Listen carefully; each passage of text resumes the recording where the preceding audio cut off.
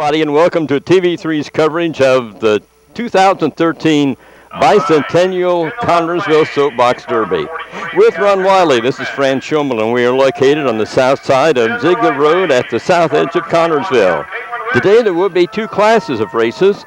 Class B for the drivers 14 to 17 years old, and Class A for those ages 10 to 13.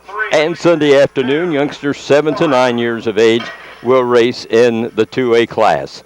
This is the first Soapbox Derby in Connersville since 1951, when Connersville resident Jim Frank won the race on Cemetery Hill, now known as Memorial Drive, 8th Street. That's a west extension of 8th Street in Connersville. Jim is a member of the Soapbox Derby Committee, and he's joined by John Blaze, Bryce Eklund, Jim Eklund, Joe Mimrick, and John Powsey. These people have worked tirelessly in getting this race underway. We're ready to go, and Ron, call the first race for us. Yes, Caitlin Risch was the winner, and she won by a landslide over Victor Reedman. Caitlin Risch was in the right lane, actually it would be the left lane for the camera, and Victor Reedman was in the right lane, and Caitlin just tore it up. She's a junior at CHS. Her favorite subject, she told us, is science. So she will be moving into the second bracket, and she'll be taking on Crystal Blaze. So we will put Caitlin in the that first slot here as we progress today in the race here. Next coming up will be Sam Kelch. He'll be in 470, number 472, and Devin Waddell, number 50. They'll be racing next. They'll be coming down this 1,000-foot race course in about 30 seconds. That's really amazing that they go that fast. Almost 40 miles an hour some of these cars reach. So they've cautioned the spectators to certainly stay out of the path of these vehicles, because they certainly could be injured. Ron, these are gravity-powered vehicles. Luckily, they don't need any gasoline, right? Yeah, oh yeah, that's with right. The price. I wish we had gravity-powered vehicles right now. Here they come, and I'm sure you're seeing it on TV3 as they go by the cameras. Kind of a close race from our angle. Oh, looks like it is. Very close, right. Looks like Waddell is in the lead right now. Well, the near car is going by. So that would be number 50, Devin Waddell, and he will later on today be racing Carter Jackson.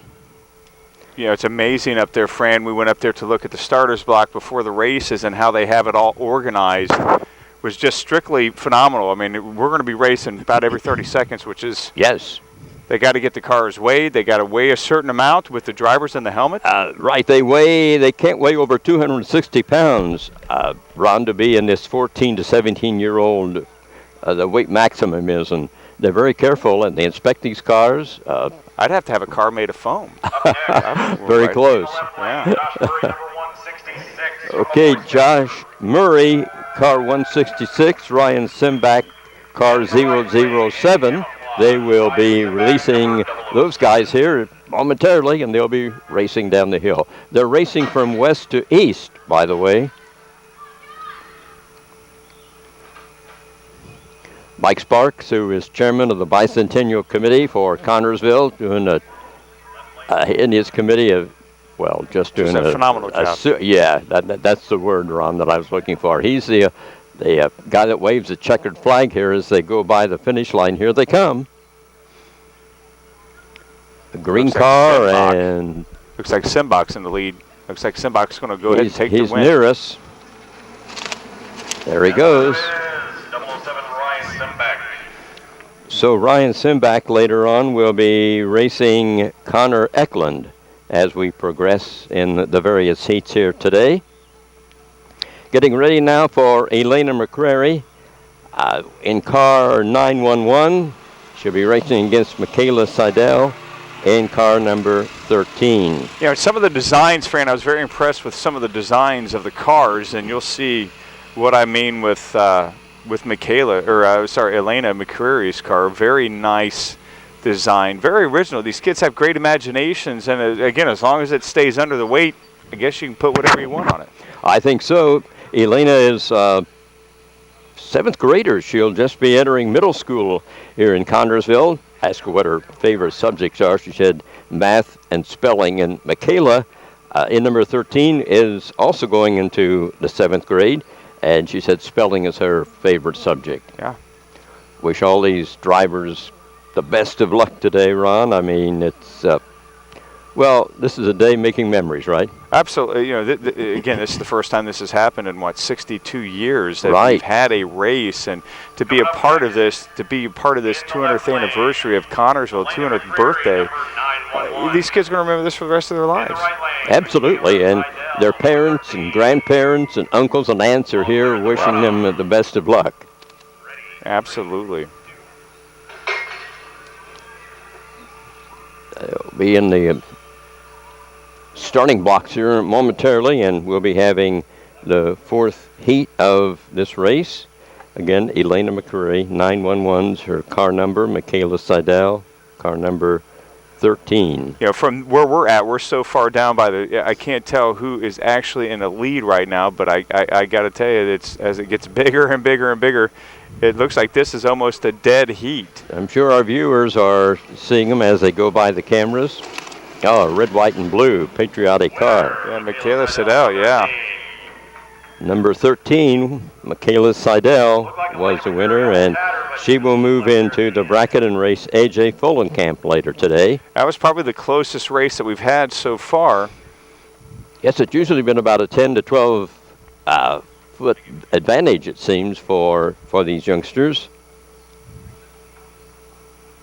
You know, these kids have been preparing. You know, last year on at the fair, interviewed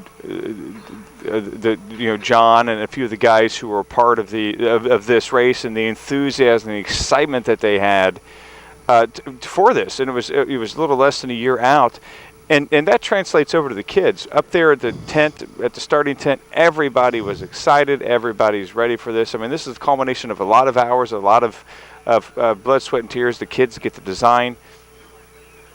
They're loving every second of it, and it couldn't be a more perfect day. You're right, Ron. I mean, we mentioned they got 6 guys who were the main committee, but gee, they've had many volunteers, and they're here today in their various colored shirts to help the spectators and control this race, be sure that it runs smoothly, and so far, so good. Hey, we're getting ready for Lane Reese in car number 500 against Brendan Robinson in car 018. 7th grader is Brendan at middle school, and Lane is a sophomore at CHS. He said he likes history, while Brendan said spelling is his favorite subject. A lot of kids liking spelling. Well, that's something they can use forever. Yeah, absolutely. Here we go. We can barely see what's happening from where we're at. Hear them as they release the bars that hold them back once they enter the starting ramp. I thought I heard. They're coming down. I just can't. Oh, I see it now. Right. We're 1,000 feet from the starting line, Ron. So here we come. This looks very close as well. I can't quite get a grip and grasp on who's winning. Still on the inside, looks like. Right lane. Next to us, yes. Yeah. And the winner is Brendan Robinson. Brendan Robinson, number 18. Number 18 wins, and he'll be racing Craig Brandenburg later on today. I like the way these youngsters lean forward, Ron, to cut down the wind resistance. Oh, yeah. Anything that gets you that advantage. Okay, we're getting ready for Bryce Knighton in number 70 and Garrett Stambro in number 1. Garrett's a freshman at CHS. Says he likes math is his favorite subject, and Bryce will be also entering the 9th grader freshman at CHS. I asked him what his favorite subjects were. He said choir, and then he smiled and said spelling and social studies.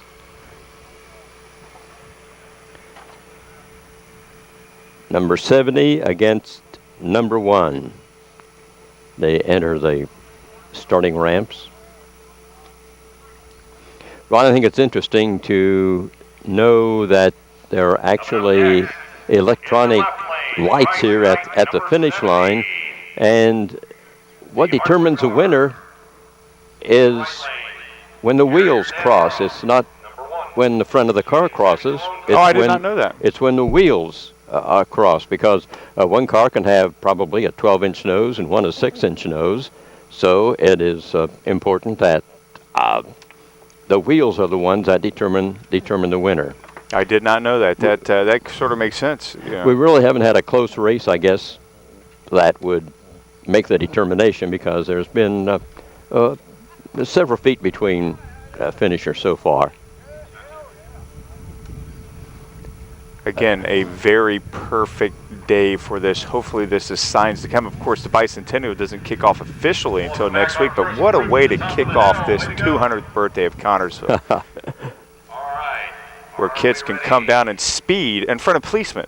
Dennis Perkins is up there, Billy Wason's up there, and they're speeding down Ziegler Lane. They got to be loving every second. And no threat of a ticket, right? No threat of a ticket. No threat of a ticket. No speed limit here. That's right. There's a little bit of a holdup up there that they are. Now we hear the starting gates release, and here we come. Cars 70 and car 1. You can just barely see them as they come out from the starting tent. This looks so far Stambro from our angle is in the lead. Yeah, he's got a nice lead. Yes. Wow. Yeah, as we get closer, Stambro this may be the biggest lead. Boy, he's blitzing by. Well, Stambro, probably wow. 30 to 35 feet difference between these two guys. And his car was whizzing by. You heard it. It had that. He may have had an engine in there, the way it sounded. Garrett will move and take on Brittany Hall later today. Okay, we are getting ready for Brooklyn Nicholson in car number 71. Spencer Rose in car number 99.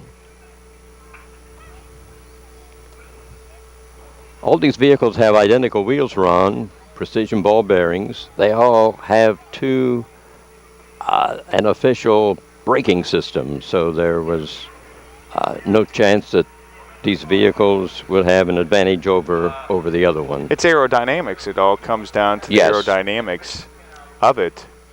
And I tell you, that Stambro car, his family comes from a family of racers. And so they know the aerodynamics. That may be the car to beat so far in this class, Fran. Again, that was number 1 that was nearest to us and nearest to you viewers at home. As he crossed the center line or finish line, Ron, as you said, that was quite a noise that we heard go by. Again, number 71 and number 99 we're getting ready for. Tractor goes down and picks up 3 or 4 cars at a time, takes them back up. Right, and they'll be getting ready for later on today. Up next, we have Spencer Rose, number 99 in the right lane. Okay, the announcement's being made now of the 2 cars that will be racing now. We're working on an issue with the car. We'll be up in just a second. Okay, they're telling us that there's a problem with one of the vehicles. Which probably could be, because we mentioned we were up there in the tent and they explained to the crowd here, nice crowd watching so far here on the north side of Ziegler Road. They were talking about you have a certain amount of time. There's a certain time limit. Fran, I didn't catch how long, but you have a certain time limit on if your car is overweight. Yes.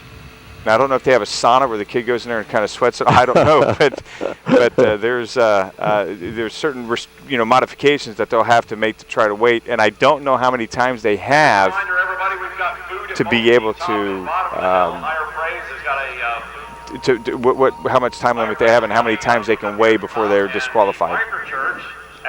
These youngsters all have to wear a safety helmet of some kind, either a bicycle helmet or a motorcycle helmet.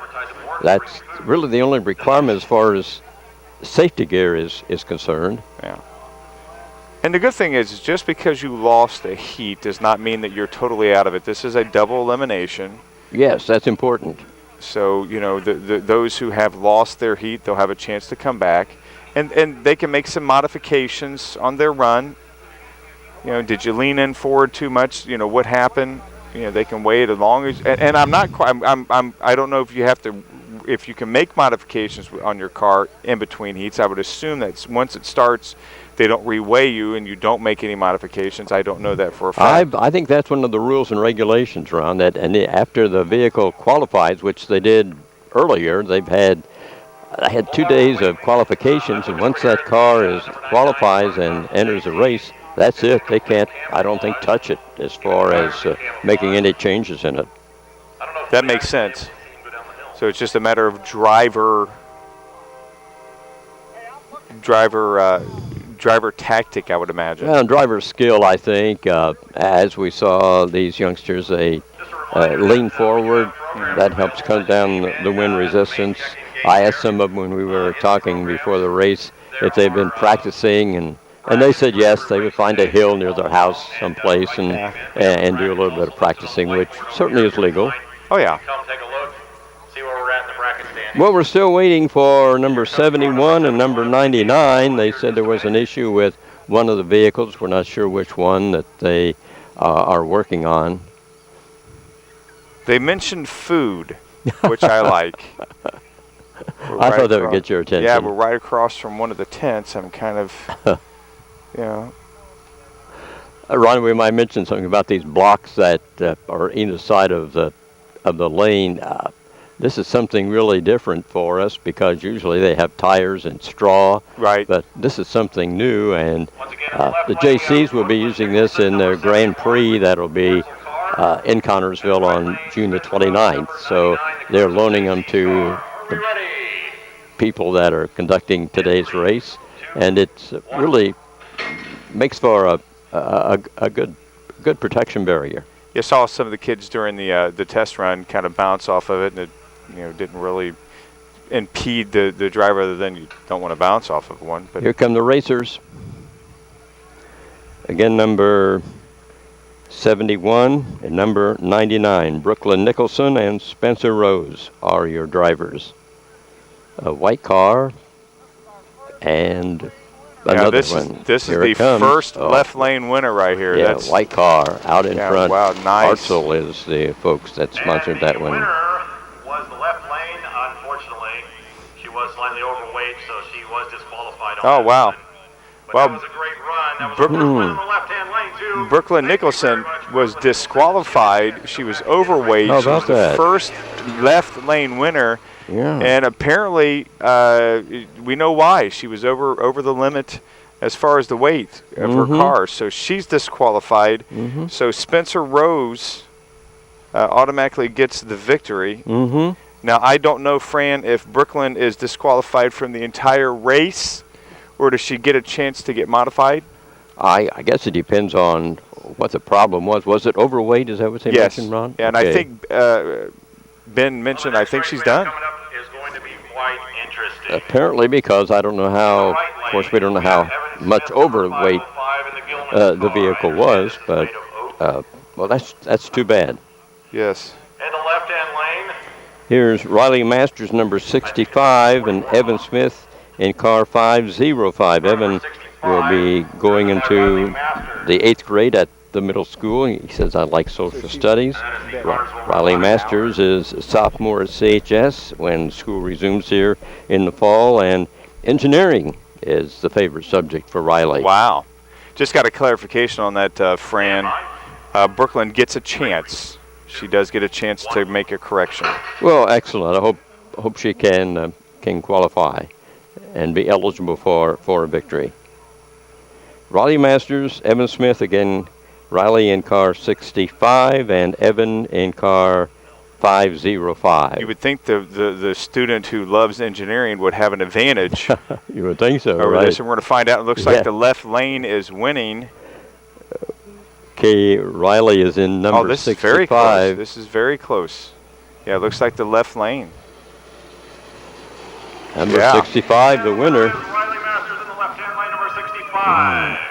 And Riley will be taking on Noah Gibson later today.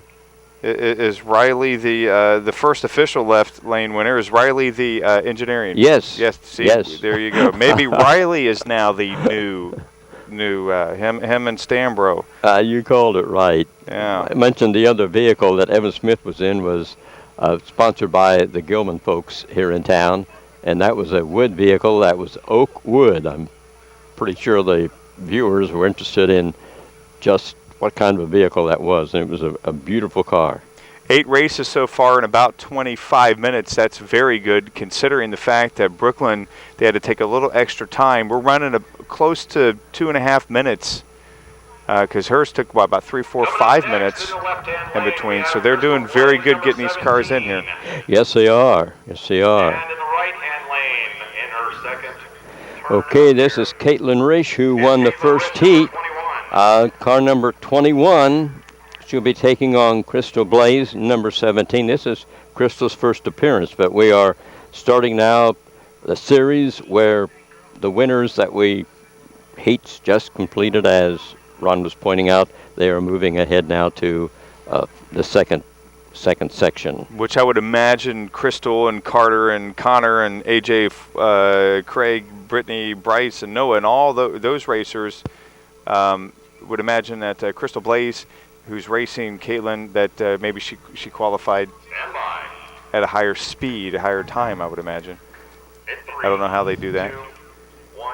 Okay, car 17 and 21 right now on the racetrack. Caitlin, of course, would love to go 2-0 on the day. Here they come. Sure the viewers are seeing them as they go by our cameras. Yeah, from our angle, it looks like, oh, this is kind of close. I think Caitlin might. No, she won't. Number 17, Crystal Blaze. Crystal Blaze. So Crystal Blaze. Yes. And I think that was a victory roll she did there at the end. We need car 50 to the starting gate. So Caitlin will car 50 to be the starting gate. moving into a loser's bracket, which is no problem. They still have a chance to be a winner here today. She's going to go against Lane Reese.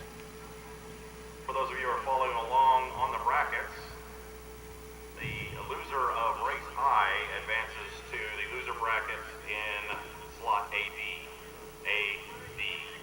Carter Jackson in number 613 will be one of the drivers in this next race coming up. Carter will go into his second year at CHS, be a sophomore, and history is his favorite subject, he told us.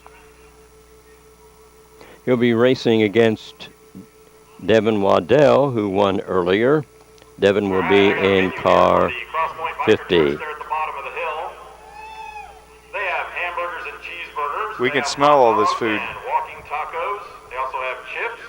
They have Coke and Diet Coke in cans and Mountain Dew in a bottle. Okay, again, it will be cars 50 and 613.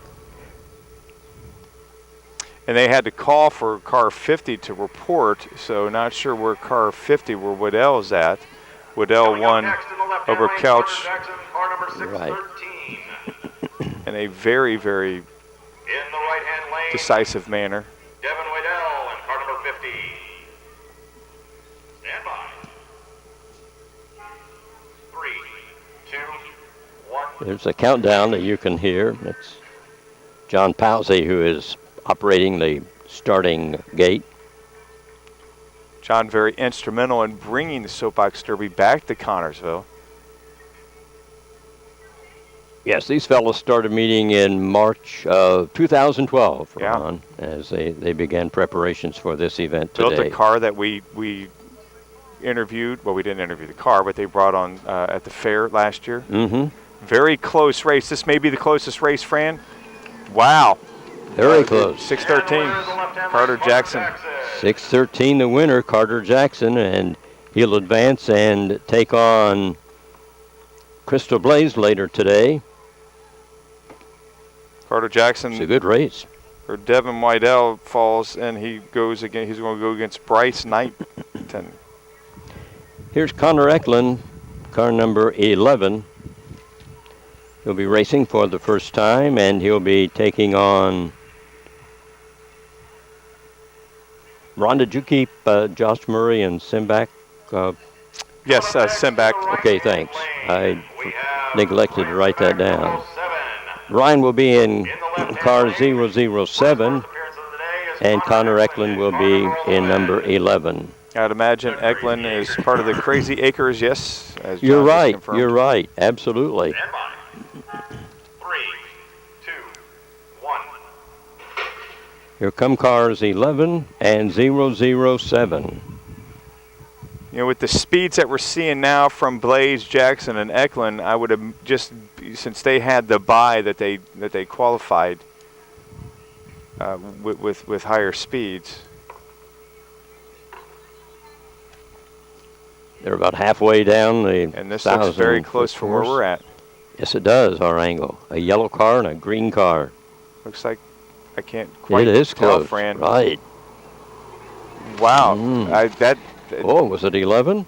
I can't tell. Oh, I'm not no. sure. They got it on the right lane. It looks like Simback. Ryan Simback 007. Wow. Oh, very close. Very close. That was the closest so far. I like it. Ryan Simback wins his second heat.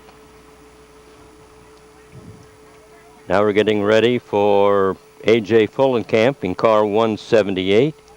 Here's another engineering student, Ron.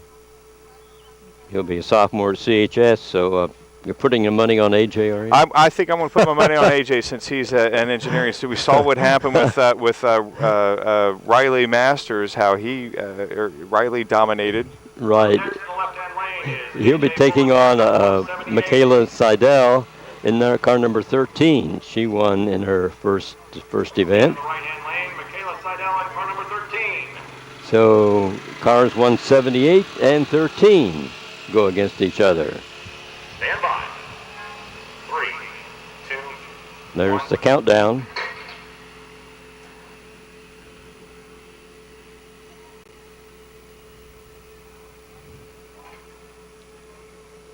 Here they come.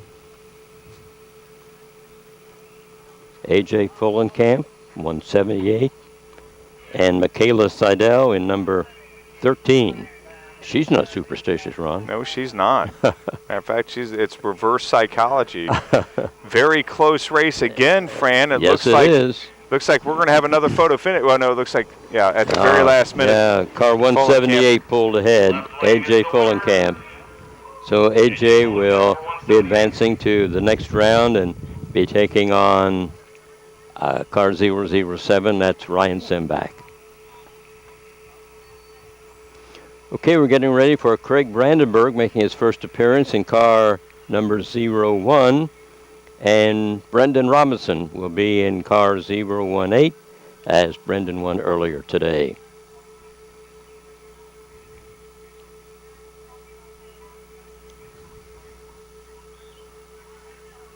I'm sure the fans, Ron, are appreciating as fast as this action occurs. Oh, yeah.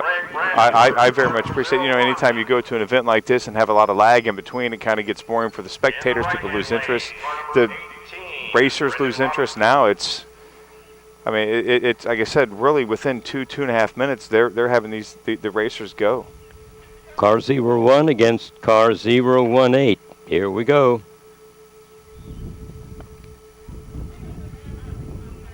Did they go? I didn't hear John give the countdown of 3, 2, 1. Looked like from here, it looked like somebody got out of a car. Yes.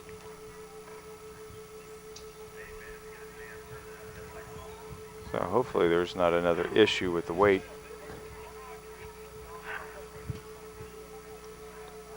I'd imagine they weigh them right before they race. Yes, they were weighing when we were up there a little bit, and then lining them up over on the side until their turn comes. All right, just to let you know, we've got at the top of the hill at the concession stand. Higher Praise is serving sausages, cheeseburgers. I'm gaining weight listening to all this food that they're talking about, Fran. John must remind the folks here that there's plenty of food available. Yeah. Their bake sale. That's available at the top of the hill, back near the pit area. Yeah. Can smell the food. It smells very, very good. Okay, again, we are waiting for car 01 to make its first appearance and car 018 to make its second. Again, not sure what is, they're doing a reweigh or not. Again, this is a 260-pound weight limit. That includes a driver and car and helmet.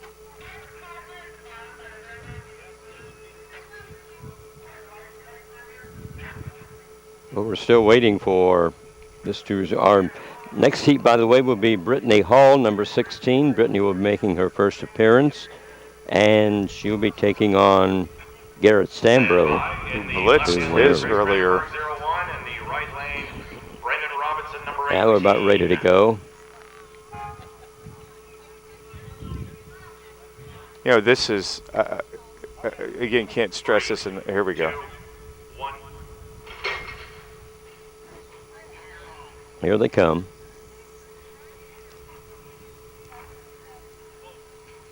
You know, imagine the adrenaline rush that these kids have. We need to get into a race. We need to race in between races. We need to get up here and do it. You think we'll fit in a car? I would definitely be over the 260-pound limit. I think our feet will be hanging over the side or something. Actually, a lot more room here than I thought. This is a. Here we come. The nearest lane. Right lane is the winner. Looks like that is Brendan Robinson. Brendan Robinson, number 18. Wins his second heat of the day. Now we're getting ready for Brittany Hall, number 16. And Garrett Stambro in number 1. It'll be followed by Bryce Eklund in number 4. And Spencer Rose in number 99. And then Noah Gibson in number 5, making his first appearance of the day. He'll be taking on Riley Masters in number 65. That'll be completing the second heat for us. Right now, though, we are getting ready for number 01, Greg Brandenburg, and Brendan Robinson in number 18.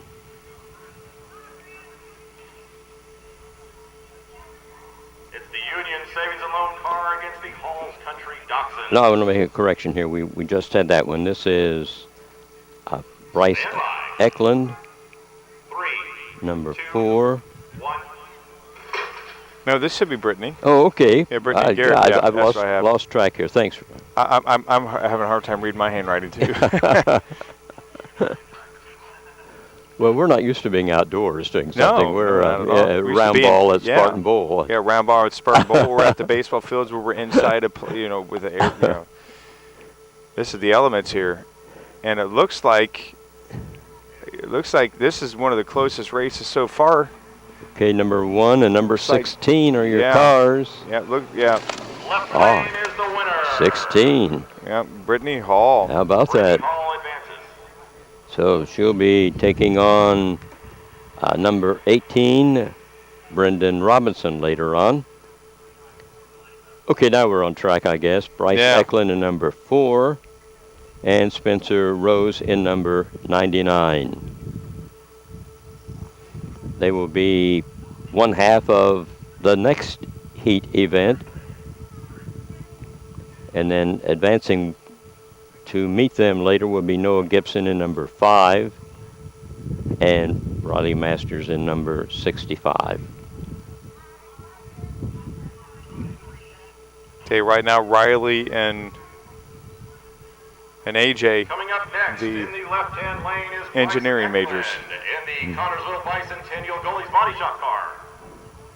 In the right lane, Spencer Rose, car number 99 in the Connersville JC's car.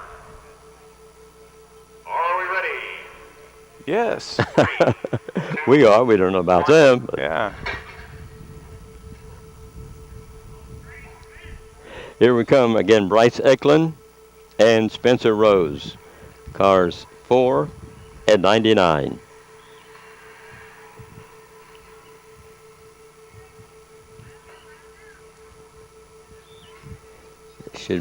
Our camera's catching them as they go by. Again, from our angle, it looks like another close race. Looks like left lane's going to pull it out. Left lane is the winner. Bryce Eklund, number 4, advances. Bryce Eklund is your winner.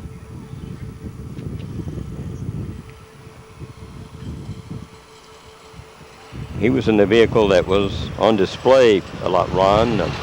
Yes. A black vehicle with flames painted on the front, I guess is the best way to describe it. It was on display since the middle of last year at various locations in Connersville. That I don't remember, Fran, but at the fair they brought a car to display it. And again, one of the things that I was impressed with was that there was a lot of room to sit down that we probably could fit in there. I was very surprised at that. Okay, here we go with number 5, Noah Gibson, making his first appearance, and Raleigh Masters in number 65. They'll be racing against each other. Here's the countdown, and here come the racers. At the beginning, go ahead and reset. Go ahead and push it back up. Stop. Go ahead and bring it back up. We had a fault on the starting So a missed stop, so they're going to try over here with. Well, there's your braking system. Stand by. Got to get the cars reset and get them back up in there. Number 5 and number 65 go. John Blaze to the starting gate, please. Masters 1. There may be an electronic problem. Ron, I heard him call for John Blaze, and I believe he designed the starting gates and everything, and he also designed these lights here at the finish line. Very nice to have that, because there has been just 1 or 2, 3 races that have been very, very close. Well, they're taking some time to make some adjustments at that end. So Noah is a freshman at CHS when school begins here in August. Said math is his favorite subject, and Ryan Riley, as we mentioned earlier, number 65, is a sophomore. He'll be a sophomore at CHS, and he's one of the engineering students here. Here we go. They got things fixed quickly, and number 5 against number 65.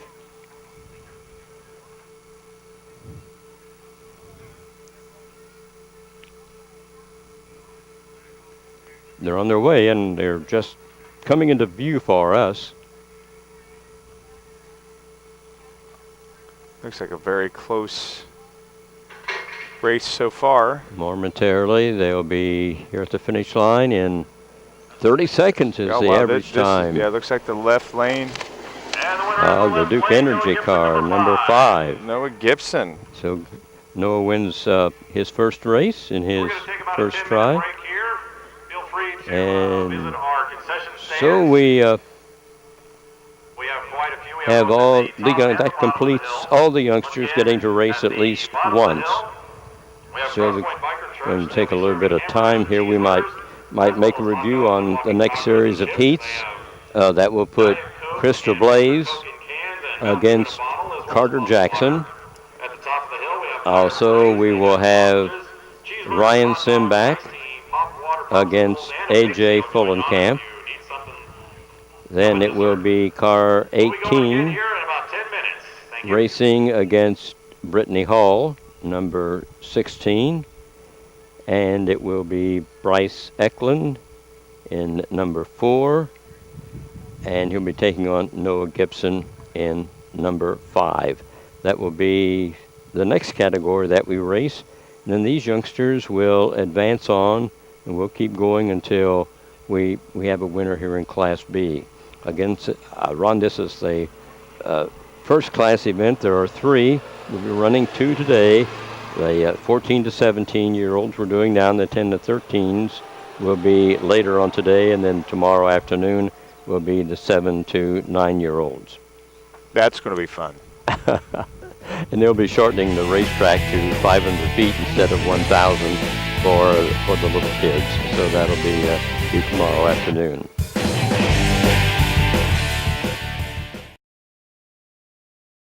I am for the child who lives in motels, cars, and shelters, now in foster care, a group home, where he sleeps not on a bed, but on a temporary cot.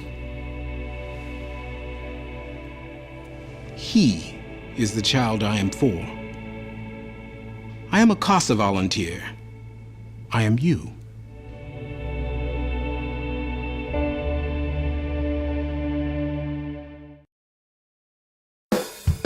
Okay, car number 01 and car number 43, according to our records, should be racing against each other as we start the losers bracket.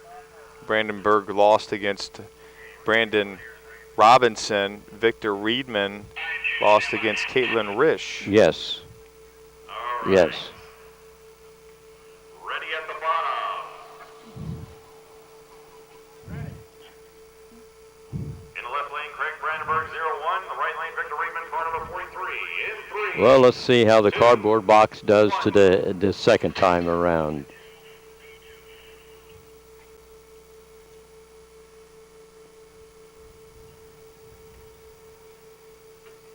And we should have the countdown here momentarily of the 3, 2, 1. It's already gone, yeah. The release is starting gate. Now. Yeah, I've started coming. Here we come. So far from where we're at, it looks like it's a very close race, very slow race. Seems to be, doesn't it? Yeah, it seems like they're taking forever. It looks like It's an in the orange left car. lane, Brandenburg's starting to pull away, and he's pulling away big time towards the end. There we go. Yes, car 01 wins. So he'll be advancing on to later today. Victor Reedman has been eliminated. Everybody give a nice round of applause to Victor Reedman. Number 43 is finished. And moving on will be, as they mentioned, Craig Brandenburg in car 01. Okay, losers next will be, double checking here. Garrett Stambro and Sam Kelsch. Thank you.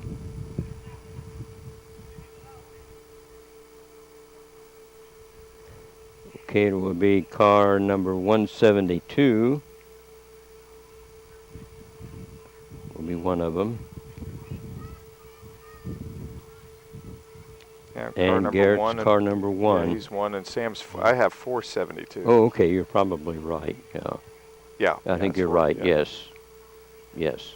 Sam lost against a Devin Waddell. Garrett won his first race against Bryce Knighton, but got defeated by Brittany Hall in his first race in the winners bracket. So Garrett has a victory under his belt. He was very impressive in his win, but Brittany got the best of him, not by much, in their race together. So Garrett, of course, wants to get back to the winning ways.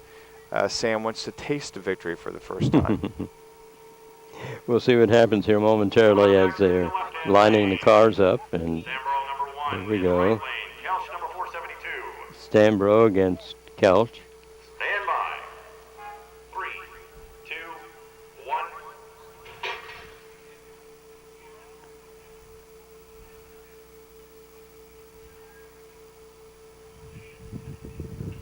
They're on their way.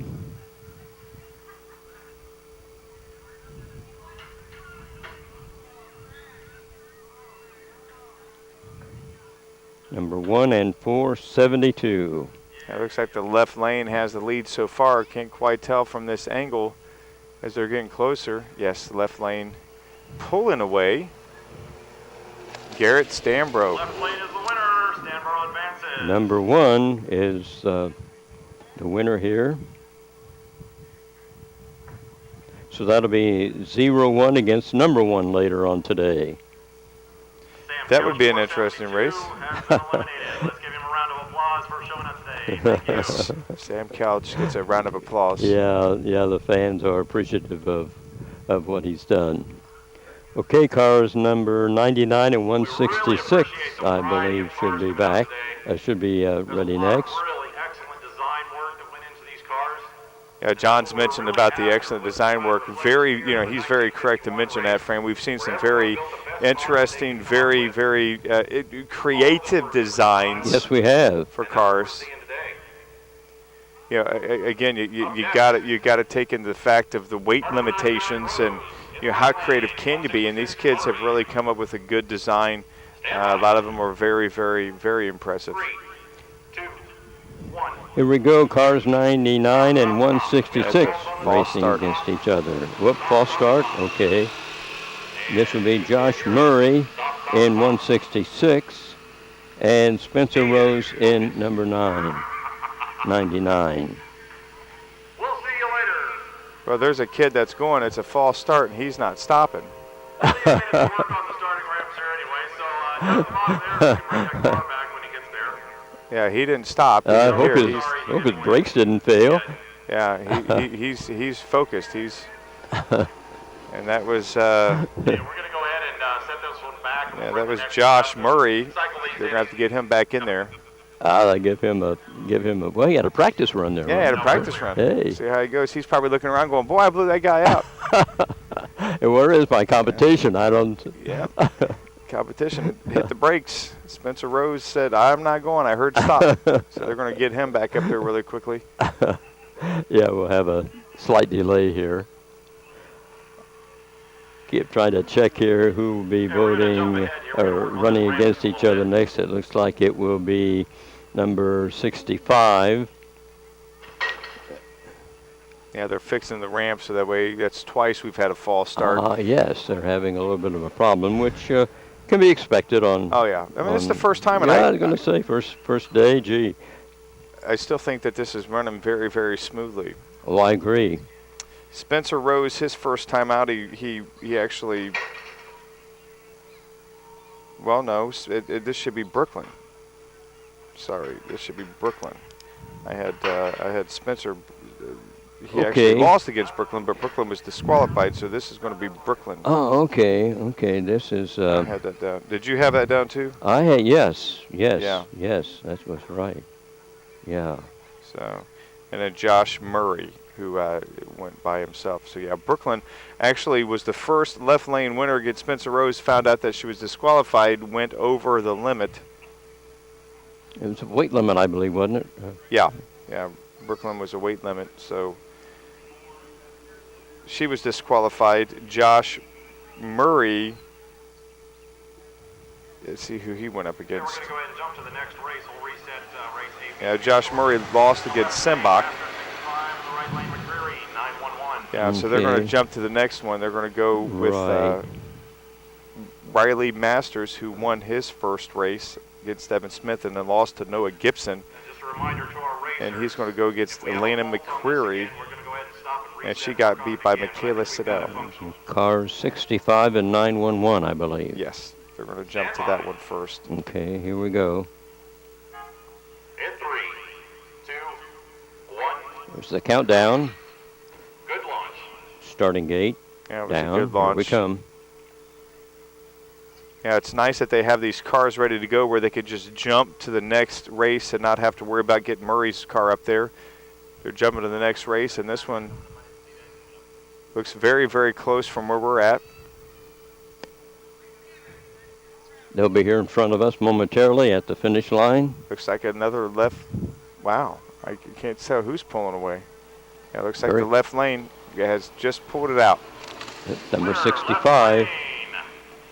Master 65. Riley Masters gets Connersville back, Robotics car. on the winning track. So 65 advances to later on today. Bring it in. Um, We got a minute. We're resetting up here. Okay, they're going to, I think, now do cars 166 and 99. yeah, well, no, Nicholson's 77. Oh, okay. Yeah, or 71, I'm sorry. Yeah, I had it down that way too. I just, because Spencer, got beat. That's but right. He got to go to Yes. the final, and then he ended up losing to Bryce Eklund. So we'll see Spencer coming up here in a few. Or maybe it is, I don't know. I'm lost, Fran. That last race. This is confusing. You know what? You're right. It is Spencer Rose. I'm confused. I'm lost. Right. You're right. It's Spencer Rose. 99 and 166 Yeah, I'm are lost. the car numbers. Completely ignore me after this. This one is okay because That's right. Brooklyn's down. She's going to go against Eklund. Yes, Yes. I think. Connor Eklund. Yeah. We think. We're just going to listen to John, and he'll tell us who these racers are. Sorry about that, Fran. I had it all confused. Well, join the club here. Yeah. So it is Spencer. I hope the viewers realize this is our first race too, right? Oh, yeah. Yeah, it is. But we're having fun. I'm enjoying every second of it. Well, it certainly is entertaining and interesting. And Yeah. In the left lane, Rose 99. The Connersville JC's. Although I have to give a little insight to the. In the Boy Scout Troop 166 car. Got to give a little insight to the fans here that are watching on TV3. I'm setting down, and I have been setting down the entire time. Fran, who's just a few years older than me, just a couple, has been standing up this entire time. It's unbelievable, making me look bad, Fran. it's no problem. I mean, You do that every time. I can see I can see better. That if I am, I'm still getting confused. But I'm sitting there trying to work on my tan. So we could not possibly do this today without. We really appreciate everyone that's down there, especially those that are loading the cars at the bottom of the hill, unloading the cars at the top. John's taking time to thank all the volunteers, and he's very absolutely correct. The volunteers make this and are making the Centennial. They're going to make it extra special. And 200 only comes around once in our lifetime. Actually, only once. Period. yeah, they do have folks here at the finish line, beyond the finish line, that load the cars back up on a trailer, and they take them up the hill for another race. So these folks have to be in pretty good physical shape, Ron, to be lifting these vehicles. You can do it. You're in top-notch physical shape. Yeah. John just mentioned, Fran, about the next week, the go-kart racing. All local drivers going to be fun to watch. Yeah, how about that? It'll be downtown Connersville. Another false start. You got it. All right. Now we're having trouble with car number 99 binding up on the gate here. Yeah, Spencer Rose. I don't know how many false starts they get. But Not Spencer, sure either before. That's twice for him. Yes, they. Thank God Murray stopped this time. Yeah. So I guess they cannot bind up against the gate. Have to be totally behind it, I would assume. But yeah, that's going to be great next week, Fran, during the bicentennial, the go-kart race with all local drivers. Had I known it was all local drivers, maybe you and I should have entered. Well, I'm not sure if I. I would love to be able to speed through the speeds of Connersville without worry of a speeding ticket. That would be very, very gratifying for me. I would love that. Yeah, they race go-karts. It should be an exciting day, Saturday in Connersville. Oh, yeah. By the Dayton Mall, where I grew up at, we had Malibu Raceway, and we would drive those little Roadrunner cars. I loved every second of it. That's why I've got over 27 speeding tickets. Because of that, I do now use cruise control. For any of the policemen that are listening, I do use cruise control. It's too expensive. Ron, there was a scandal in the Soapbox Derby world in 1973, I believe. In Boulder, Colorado, there was a car that had an electromagnet in the front of it. Mm-hmm. And that was activated by the steel starting bar. This kid was declared the winner. 2 days later, after an inspection, he had to forfeit his crown. And as a result, Boulder, Colorado is not eligible to send anybody to the World Championships anymore. Wow. They take it very seriously. Yes, they do. And as they should. Absolutely. I mean, it should be fair all the way. Sport. Yes. When we do basketball for the Spartans, it's strategy. Yes. And it's talent. Here, creativeness goes along with strategy and talent as well. Right. Yes. And to keep it that pure sport of, okay, we may have the best looking car, but strategy wise, we've placed our aerodynamics a certain way. So that's why I'm enjoying this, is that this is one of the purest sports that you can watch. Well, as for the youngsters, I mean, these adults have gone on out to make this an enjoyable sport, but look what it's teaching these youngsters. Yeah. Yeah, absolutely. It's teaching the youngsters to, again, they know what the limitations are. They know what the restrictions are. They know what they can and can't do, and they have to abide by that and to come up with, and it's an even playing ground. Everybody has the same. Yes. When they signed up for it, they were given a brochure with all the rules and regulations, and they're following them. And that's why they're here today, because when they qualified, their cars were carefully inspected, and as a result, they are eligible to race here in the Soapbox Derby. Yep.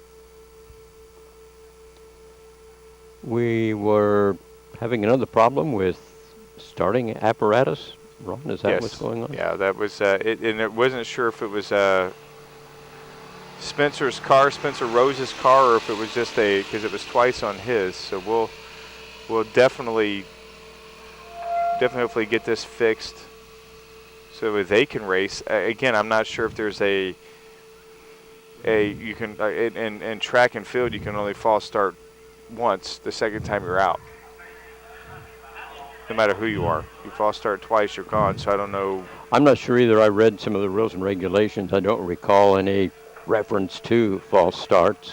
Yeah, and since this is not an affiliated with Soapbox Derby, obviously there's a little leeway on the rules, and this is all for fun, and this is all, this is what they would call in the Olympics, this is a demonstration sport. Yes. We're just testing it out. And again, it's I'm enjoying every second of it, and so are the people that are watching. You can tell. Well, we're told that we're about to go racing. Yeah. Once again, in the right lane, car number 99, Spencer Rose. Okay, Spencer Rose against Josh Murray.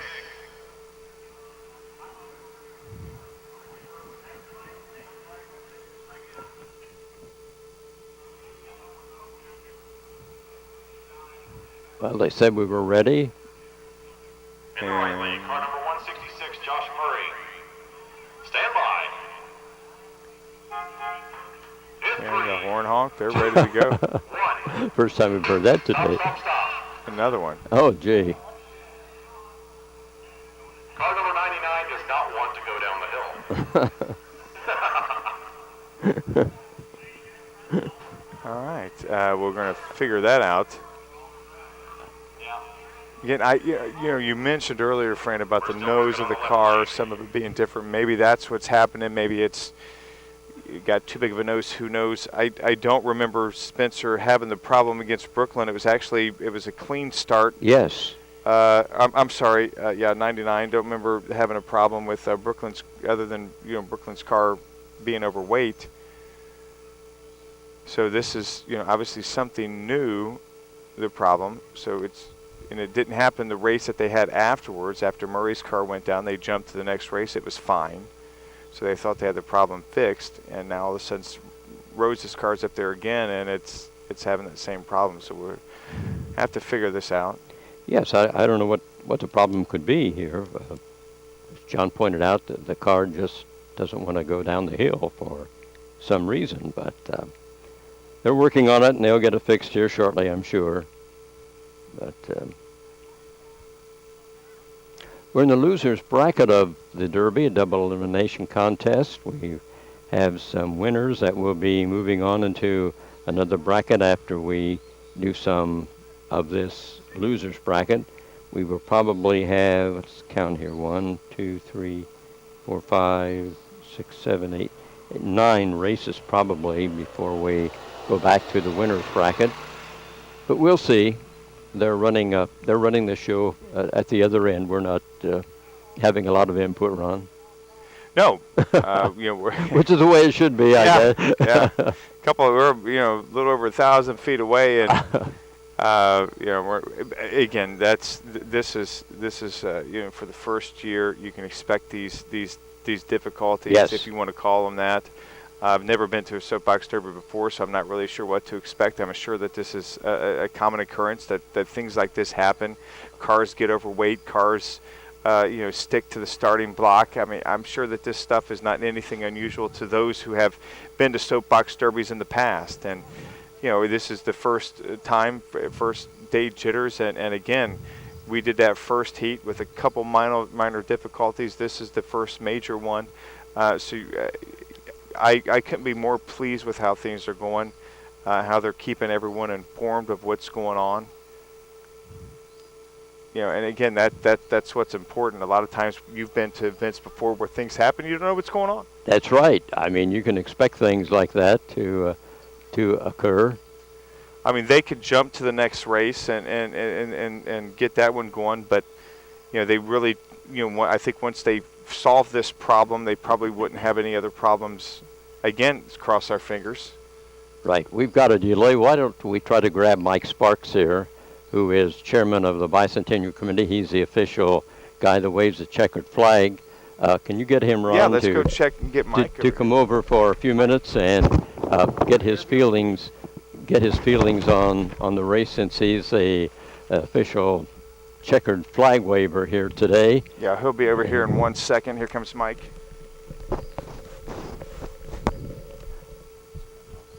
Okay. Mike, your impression so far? It's wonderful to see the parents, the kids, the beautiful weather. Yes, yes. First time in 61 years. It just couldn't be better. It's quite an exciting day. Certainly is, and this is mostly for the kids in Connersville. Sure. But when you see the looks on the parents and even grandparents, people even that raced in 1951 that are here, obviously this is a big hit with everybody. There's an event coming up in Connersville in a week. Can you tell us what it might be? Nobody's heard about it. But, this will be the first time they've heard. We have this thing coming up called the Connersville Bicentennial, right. And it does kick off on next Friday, 28th of June, downtown. Yes. So numerous activities, entertainment free on the city parking lot, Vandals, kids' youth event called Silly Safari, and the grand finale that night, after opening ceremonies, will be our laser light show at approximately 10 o'clock downtown, all free. What is a laser light show? Is it fireworks? No, it is actually lasers and fake smoke. There will be music. There will be images on a screen that people will recognize. This is a huge screen that will be about 30 feet up in the air.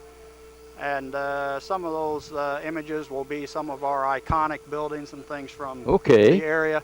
Plus, there will be lasers bouncing all over all the buildings and up in the air downtown off of the fake smoke. A first. Definitely a first for Connersville. Never has happened in downtown Connersville, so it's another first for the Bicentennial. That's great. Guys, you guys have really worked hard, you guys and gals, I should say. When did all this begin? Years ago, didn't it? Actually, it started about 3 years ago, and I'd like to emphasize there are literally hundreds of people involved in this thing, many of them behind the scenes. Nobody's asking for any accolades. It's just all for our community, and it is truly for everybody. Mike, you're doing a good job waving that checkered flag. Did you practice before today? No, that kind of, I got the easiest job here, actually, so I think I can handle that one. Thank you, Mike, very much. Thank you, folks, for being here. Mike Sparks, chairman of the Bicentennial Committee here in Connersville. Has done a fantastic job. Yes, absolutely. I don't know how they did it, but they got her done. Yeah. We thought we were going to have a race, Mike. Another false start there that's going on. But again, for the little bit of hiccups we've had, I got to tell you, I'm very impressed with this entire event so far, and I know you got to be too. Well, we're just so thankful that everything is going off. Yeah, we got a little problem up there with the gates, but they'll get that fixed. I don't see anybody complaining. This is just such a unique opportunity to come out and have fun and highlight all the good things about our community, and I think everybody's happy. Mike, you set all this up yesterday, didn't you? Actually, we closed Ziegler Road off at 3:30 in the afternoon. Mm-hmm. Some of our people worked till 10 o'clock last night. I see. And then we were back in here at 7:30 this morning. So, yeah, this was a major thing to set up. But so what? Look at the fun we're having. Yes. Well, and it'll be today and tomorrow. All day today and fact, we think if somebody's hearing this and they think they're missing it, you could come down here anytime through the afternoon. We expect to still be here into early evening. Yes. And then racing, it'll be a shorter day tomorrow, but there will be racing tomorrow afternoon. We want to give time for everybody to go to church, so the racing will start approximately 1 or so in the afternoon. But come out anytime, folks. You don't have to stay all day. You can come and go. You just need to experience this. No person has seen this in Connersville for 61 years. Thanks, Mike. Thank you. Okay, we're going to get back to racing here momentarily. Hopefully. Hopefully. Hopefully. Yeah, I tell you, one of the things that Mike mentioned, he talked about that this is not just an event for the kids. Look at the faces on the adults, the parents, the sponsors. They're all excited. And again, that's the reason why we have kids. That's the reason why I have kids, so I can take them to Kings Island, so I could take them when they were younger to Halloween trick-or-treating, you know, because you get too old, you can't do it. You take your kids around, it's so, again, a lot of times when we do things for our kids, it's for us as well, you know, to relive our youth. And this is something that's very exciting. As Mike mentioned, the first time in 61, 62 years that they've had this event here. And people are here just out of, as mentioned earlier, out of pure curiosity, and they're going to walk away new fans of Soapbox Derby. Well, as we mentioned, we're making memories, as you pointed out, for not only the youngsters, but for their moms and dads and granddads and grandmoms and everybody connected with them. Yes, absolutely.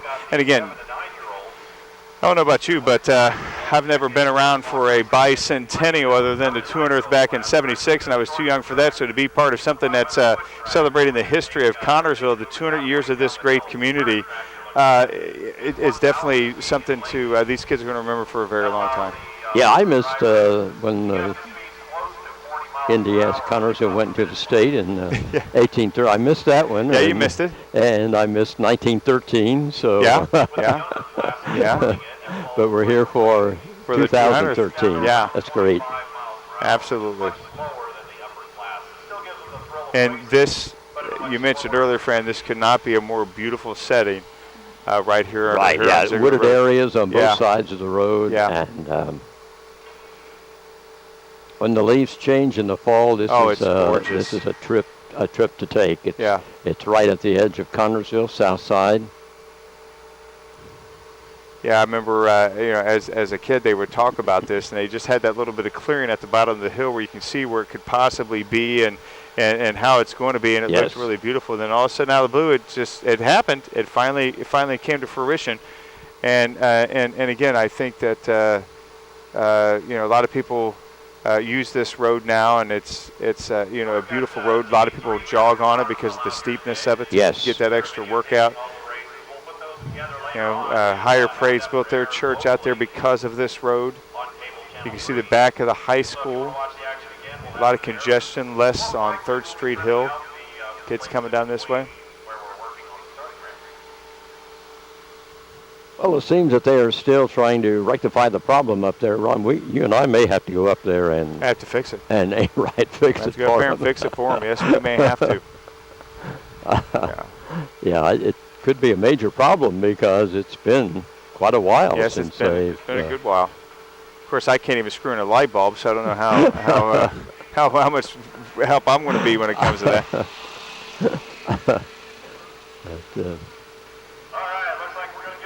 Looks like we're going to give it another try. We've heard that before, John. Okay, in his words, we're going to give it a try. Yeah, here we go. Let's hope so.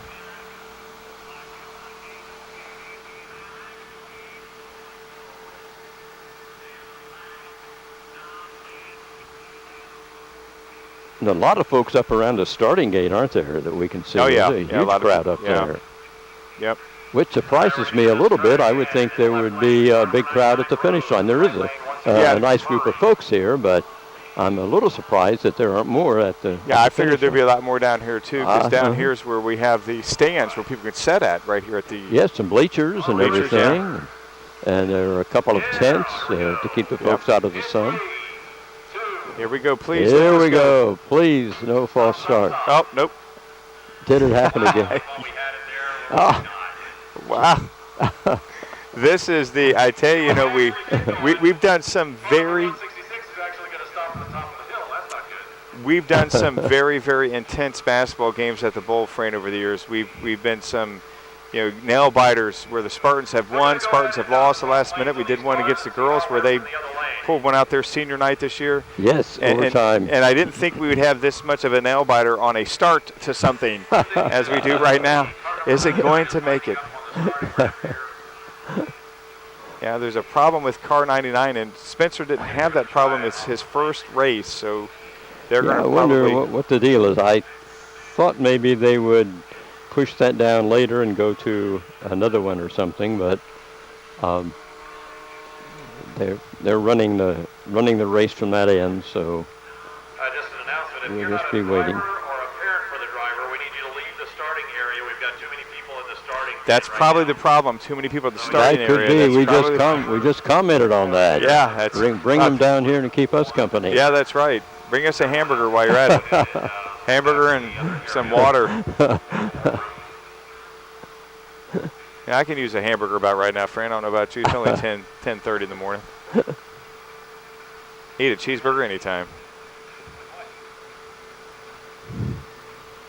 This may be the longest program in the history of TV3. I think you're right. I hope the folks stay with us, though, because once the cars come rolling down this hill, it's a lot of excitement. Very much so, as we mentioned, as you talked to Mike, and you could tell the excitement, and this is all the hard work that he and the hundreds of he mentioned hundreds of volunteers that have gotten together to do this. You could tell that they're very excited to pull this off. A lot of hard work, and it's happening. Right, and they've been at this for years. I mean, it's not just something they started at the beginning of 2013. I mean, this has been in the planning for a long time. This is not something that you can just throw together in a couple weeks' time. This 200th anniversary, 200th birthday, I should say, of Connersville. You're right, Fran. Years and years of really, they've had lined up some great entertainment. Absolutely wonderful entertainment. There's going to be Linda Ward, a good close person, a friend of mine, is going to be putting something on at the newly Roberts Building for the bicentennial. Yes. Have a little play thing going on. Mm-hmm. Linda's very talented. The cast that she has, it's going to be a brilliant show. You definitely got to check that out. Again, we mentioned the go-kart racing that's going on. There's the movie that we filmed in town, partially here in town, is going to be shown the last weekend at Showtime Cinema. Showtime stepping up and showing a locally produced film that I was in. By the way, I got to throw that out there. 7 Deadly Words. 7 Deadly Words. Okay. Yeah. Tell us what's it about, Ron? Well, what's it about? It's about a pastor who goes to a church, and obviously he sees some problems that needs to be fixed, and he's trying to fix it. And there's a family that's never done it that way before, and so they cause problems. Okay. It's based on a true story from the director-producer Doc Benson's own personal experience. It's shot in a semi-documentary feel, so a lot of us talk to the camera. I play a character named Tommy. I kind of provide the comic relief. I think I was typecast in that. It's a very good very good show. I'm looking forward to seeing how we all put it together, how they put it together. It's interesting. You have the time. How long will it last? I don't know. I know it's probably close to an hour and a half, I would imagine. Yes. And it starts, when it's playing, it starts on July 6th at 4 o'clock at Showtime Cinemas and July 7th at 1. And the race is happening. Hey, how about that? Showtime Cinemas, by the way, is one of our sponsors of a car in today's... Garrett Stanbro's car. In today's races, and I believe they're also one of the folks that will be awarding trophies and the prizes. Here we come. Looks like Murray's in the lead so far from where we're at. Yes. But things can change as it gets closer, and it looks like nobody's really wanting to pull away, except it looks like left lane, Rose, finally. Yeah. JC's car, Spencer Rose, number 99. Spencer Rose pulls it out. Once they finally got things fixed at the starting gate, Spencer comes along, and he will advance to another bracket or another heat. And we will now have Caitlin Risch and Lane Reese. Right. Caitlin won her first race against Victor Reedman. Then she got bested by Crystal Blaze. Yes. Lane lost his first and only race against Brendan Robinson. Okay. So Lane is fighting to stay in this tournament. Okay, car 21. And we're about a minute before they start this next race between the last one. Okay. And And that car one goes clean. 500, I believe.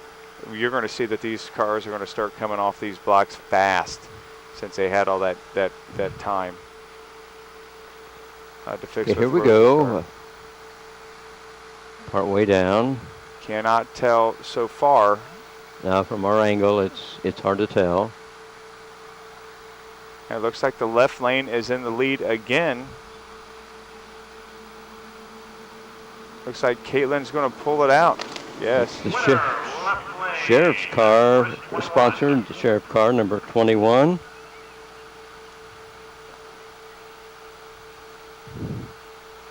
Reese, number 500, has been eliminated. Thank you for coming out today. So we're coming up next on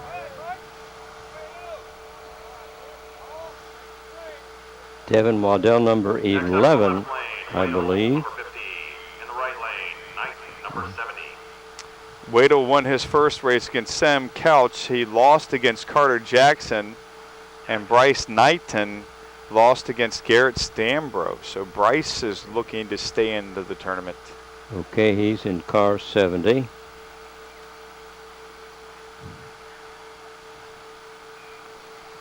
Be going here momentarily.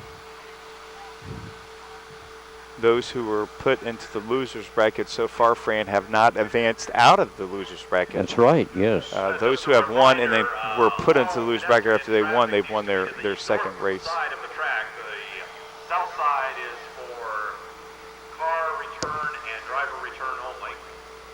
That's just a safety issue. Cars 11 and 70 are ready to go. In 3, 2, 1. Oh, those dreaded words, false start, we didn't hear, Ron. We did not hear 3 races in a row. And again, this is about a minute in between, so they're really picking up the pace. Yes, they are. They took that time when they were fixing the starting blocks to get everybody organized and say, we got to roll. Make up some lost time in this race so far. It looks like the left lane from where we're at. Of course, it looks tighter as we get closer. At our angle, it's a little bit this is tough going to be close. see. It looks like left lane is pulling away. Yeah. Yes. And number 50. Left lane is winning now. Right. And Bryce Knight, number 70, has been eliminated. So thank him for coming out today. Now we're Connor Eklund and Brooklyn Nicholson. See if Brooklyn can get her Next up, car in order. Eklund, number 11, in the right lane, Nicholson, number 71. Of course, Brooklyn beat Spencer Rose, but she was disqualified. And Connor Eklund, he won his first race. Where's he at? No, I'm sorry. Connor lost his first race against Ryan Sembach. So both of them are Yes. fighting for their tournament lives. So Connor's in car 11. Yes. Okay. Stand by. And 71 will be racing. We're going to wait a minute for that tractor to come on up the hill.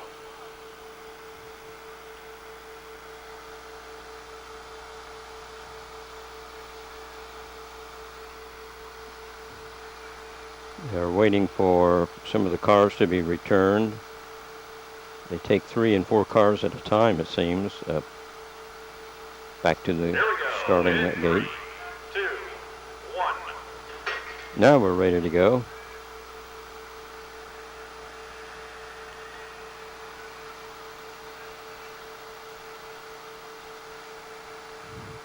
Car 71 and car 11 are racing right now. It looks like another, right there in the left lane. Looks like the left lane.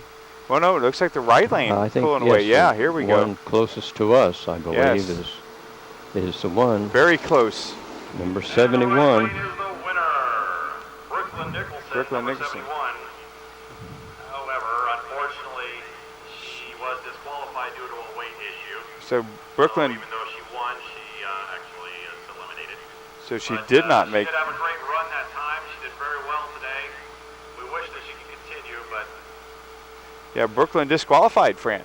How about that? Yeah, she did not get the correction in time, so they disqualified her. I see. Yeah, they disqualified her, and she's a winner double times. But again, you know, Yeah, it's like too steroids bad. in baseball, you got rules to follow, and Yeah, it's really it's unfortunate. unfortunate for her. Really unfortunate. Brandenburg to the starting gate. Driver car 01, Brandenburg to the starting gate. Okay, car number 13, I believe, will be taking on car 01. Stand by. In 3, 2, 1. Okay, this is Craig Brandenburg in one of the vehicles. Here they come. do we have Brandenburg? I believe so in car 01. And the other car, Kayla Siddell. it should be Oh, left lane. Be Siddell. it's number 13, the Crusaders for Kids car. Yeah, 505. It was Evan Smith. Okay, It was on that one. Number 505. okay. Yeah, there we go. Yeah, there we go. So Michaela Siddell wins that one.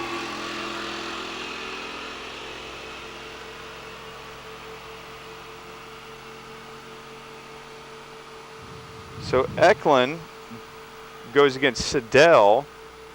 Eklund, of course, the beneficiary of Brooklyn Nicholson not qualifying. Her weight. Her car was yes. overweight.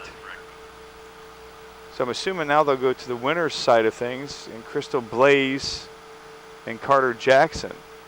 Crystal beat Caitlin Risch, and Carter beat Devin Waddell. Craig Brandenburg 01 to the starting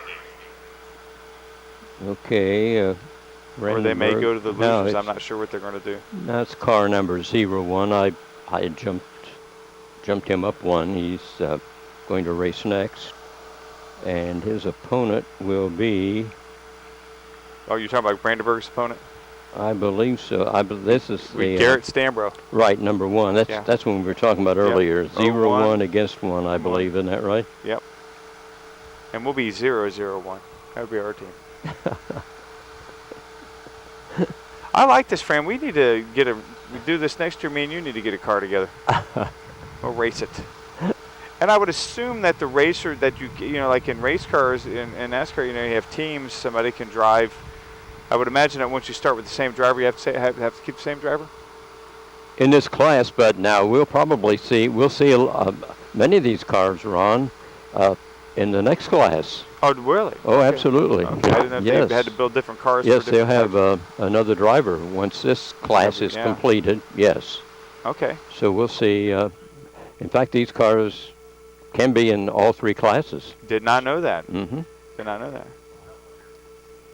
So it's just a matter of the weight of the driver. Yes, that determines, right. Mm-hmm. Yeah. And of course, this will go down to the youngsters, why the rate rate decreases. One in the loser bracket here with Brandenburg 01 on the left lane, Stambro number 1 in the Okay, right they're lane. going to the losers bracket. Brandenburg and Stambro, cars 01 and car 1. You wanna know where he's at? In 3, 2, 1. Here they come. Nice clean start. Yeah, they've definitely got that starter thing fixed.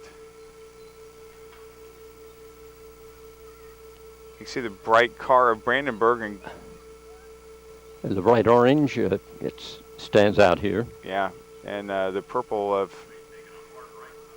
Boy, it looks like somebody's getting ready to nail the side. Stambro is just pulling away, Yes, and he's coming down, and quite a victory. yeah, Stambro is pulling away.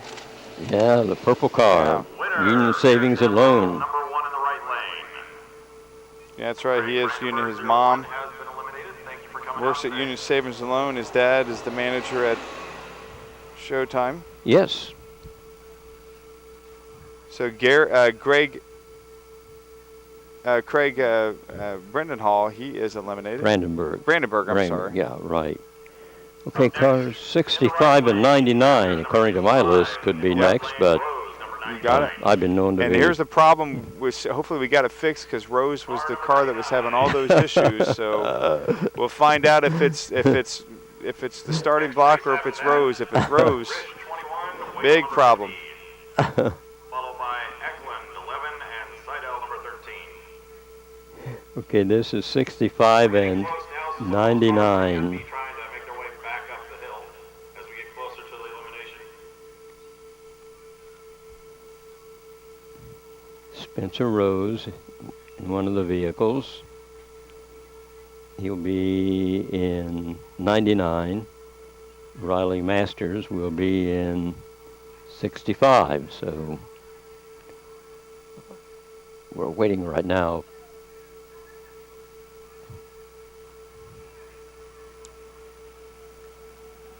I believe they're waiting for some of the cars to be returned. Yes, that's it. 1, 2, 3, 4 cars. Another one. No, that's Emergency personnel. right. I thought. Is that? I thought so too. I thought that was a car on the back. I did too. I thought, whoa, second look. Yeah. Yeah, I did too. I thought, well, that's an interesting car. Yeah. Hopefully this delay is just that they are waiting for the cars to get back up there. Right. Let's hope so. Huh? And it's not an issue with Rose's car again. We'll have to do something with him. And poor kid, I bet he felt real bad. Oh, I'm sure he did. Right. Tell you what, sitting out here in the sun, Fran, you know, it's you lose some weight sweating off some pounds. And Delaney's sitting next to me. She knows exactly what I'm talking about.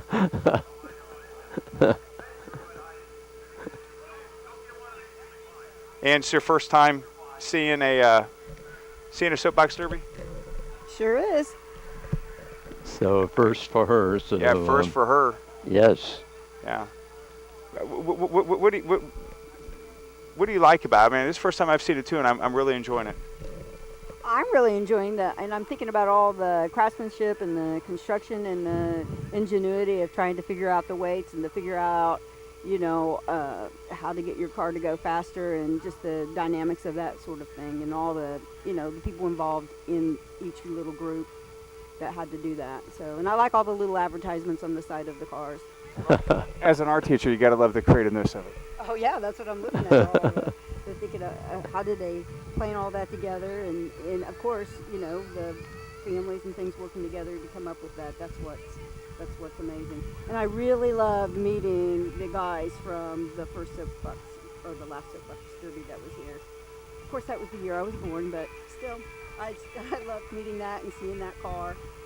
Not only that, they looked like they wanted to jump into the soapbox and race themselves. Yeah, I know they could. They kept trying to talk the Frank guy to get into the car, but he didn't think that he could fit into it. But I'm sure he could. Yeah, believe it or not, Fran, you know, she talked about that, about a lot of the can you fit in the car. When I saw it last year at the fair, there was a lot of room. You believe it or not, you would not believe how much room there is in there. For that, so because there's one thing I mentioned to John. I was like, well, I don't think I could fit in there, even after losing all the weight that I did. I don't think I can fit in there. And he said, oh yeah. And I went over there and saw it. A lot of space. Yeah, there is a lot of leg room in there. You know, of course now I don't know what the delay is this time. Did you hear anything? No, I didn't. I'm not sure what might be the problem at Poor the Spencer. starting end. That's right when he's getting ready to race. Poor kid. Hopefully it's not that issue. Hopefully they're just getting everybody ready so that way they can, you know, fire them off like they did these last couple races. At least a minute in between. I mean, that was very phenomenally, very impressive. So hopefully they'll get it fixed. Oh, we should be ready to go here shortly. But again, you know, Ann said it to you, she's not just watching the races, she's watching the creativity and all that it takes to put into this. And, you know, a lot of time comes up into this. United of families to work together. Swap out his brake pad just so that he can do a safe stop at the bottom of the hill. Hey, last time you were up here, you gave us a hard time, didn't you? Oh, is it Riley they're switching the brakes out for?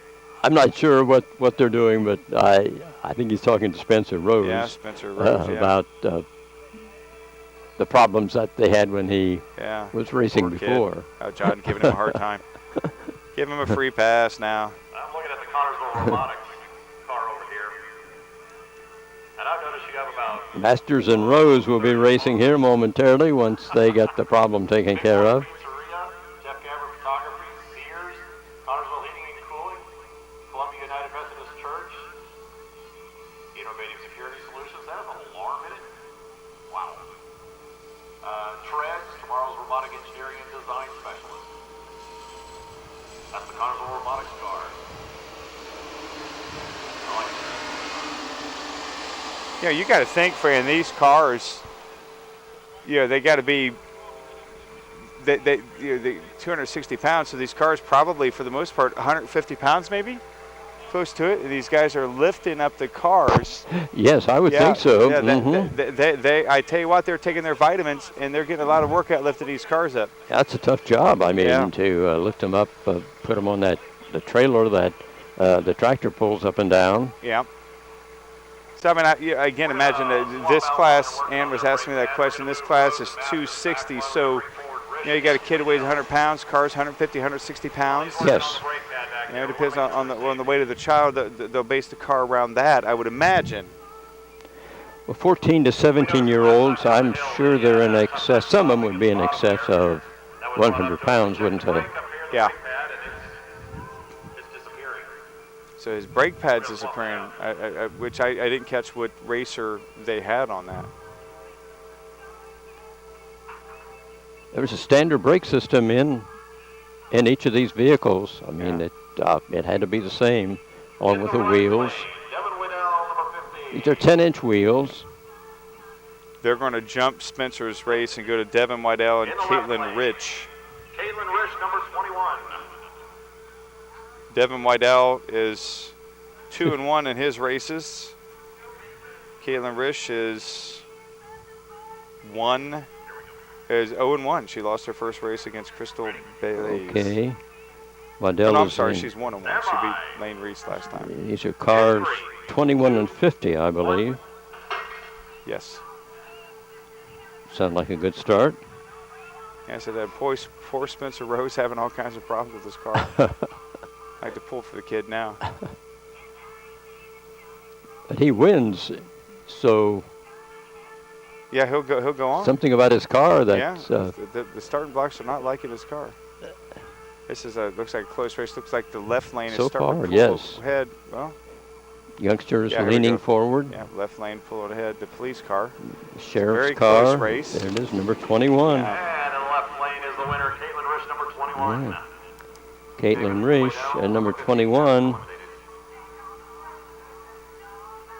She won in her first heat, but lost a second, but wins a third. So Yes.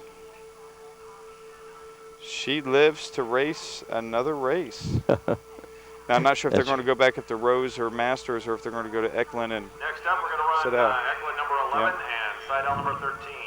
okay, Seidel and Eklund are right now ready to go.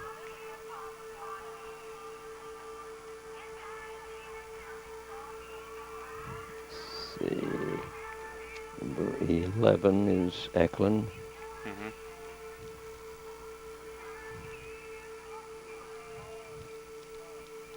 Eklund lost his first race against Ryan Simbach. He came back and beat, actually got awarded by default over Brooklyn Nicholson, who won, but she was disqualified for overweight. I'll push this button and cool it off real quick here.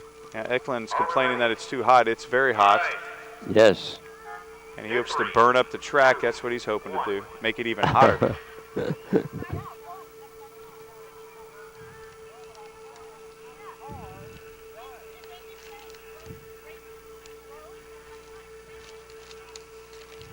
Okay, we're ready to go here. Yeah, it looks like a close race so far. Of course, when we watch the broadcast, we'll probably be dead wrong and probably a clear winner. But looks like Eklund's going kind of a little wiggly woggly there. Very close race, Fran. This is the probably closest race so far. I can't tell who's going to win. This is wow. Wow. Michaela Seidel just eked it out. Yes. Seidel number 13 just barely beat Connor Eklund in car number 11. Wow, that was a very good race. Eklund looked like he kind of lost it there a little bit during the race, kind of did a little zigging and zagging. Connor is a sophomore, I believe, at CHS. Yeah. When school resumes.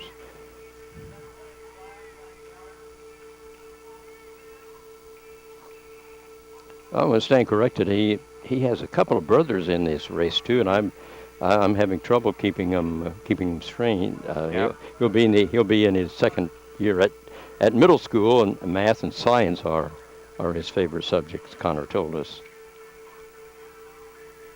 And I'm sure gory makeup would be probably what he's interested in too, with his family out there at Eklund's Crazy Acres. Great people. Yeah, he has a brother, Trent, that will be racing in the next class, and then he has, I believe there's another Eklund boy that. Yeah, Bryce.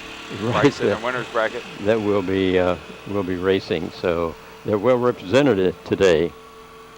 All right, we're going to bring back up Rose number 99 and Master 65. Yeah, let's hope Rose. Here we go again. Spencer Rose, let's get him going. We're real close. Hang on just a second. Now we're going to hang on a second. Poor Spencer Rose. Real close, we're close. Okay, hang on. Spencer, of course, his first race was up against Brooklyn Nichols. He won that race because of Brooklyn's, of course, overweight car. Bryce Eklund beat him. Spencer came back and then beat Josh Murray, and so he's still again going against Riley Masters, who Masters won his first race against Evan Smith. He lost against Gibson, and now he's going against Rose. Riley, of course, Fran, as you know, is the engineering Right, yeah. guy. He Okay. We'll see if he can't get back on the winning ways. Okay, number 65 and number 99 once we get going. Yep.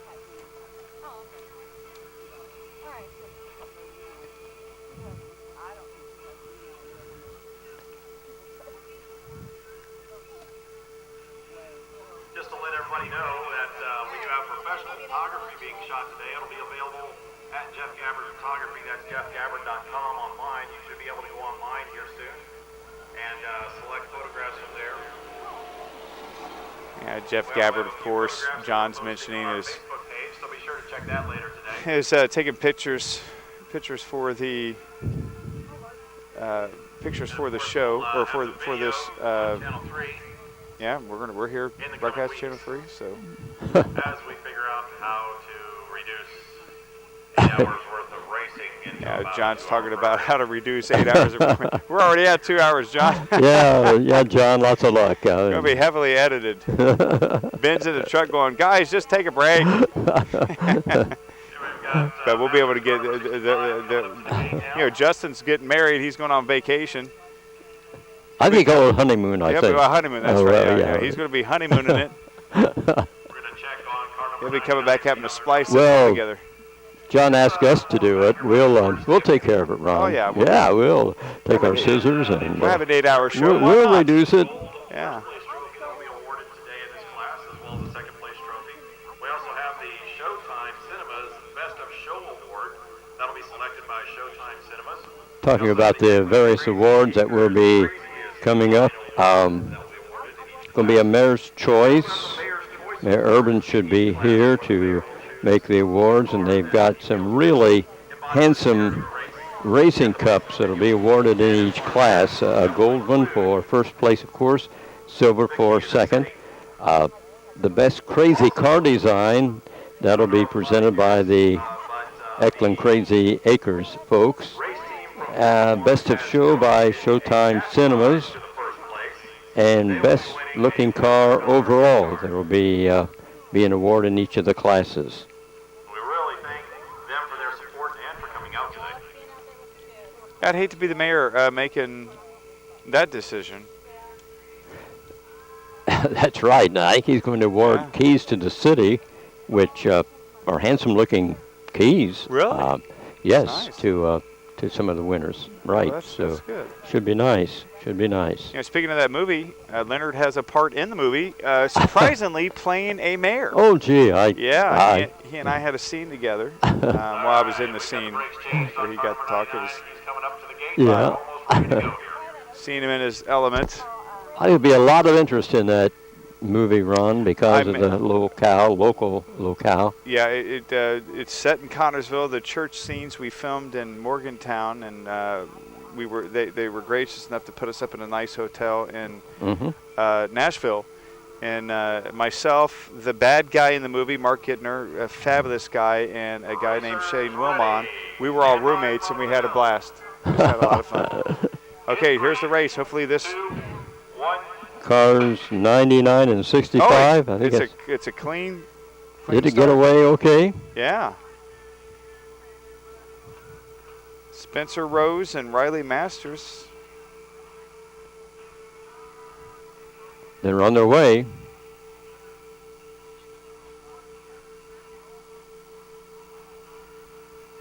That's a very close race so far. So far from our angle, it looks like It it. looks like the left lane is pulling away. It looks like it's going to be Spencer Rose. I think so. Number 65 again, and the JC. Yeah. No, 99.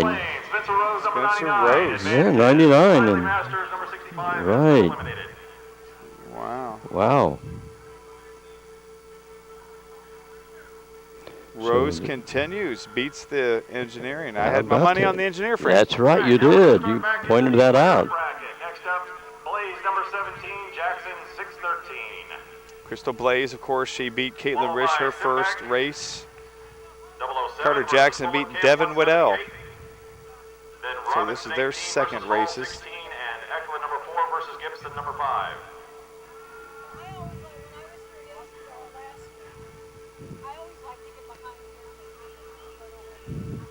Okay, next coming up.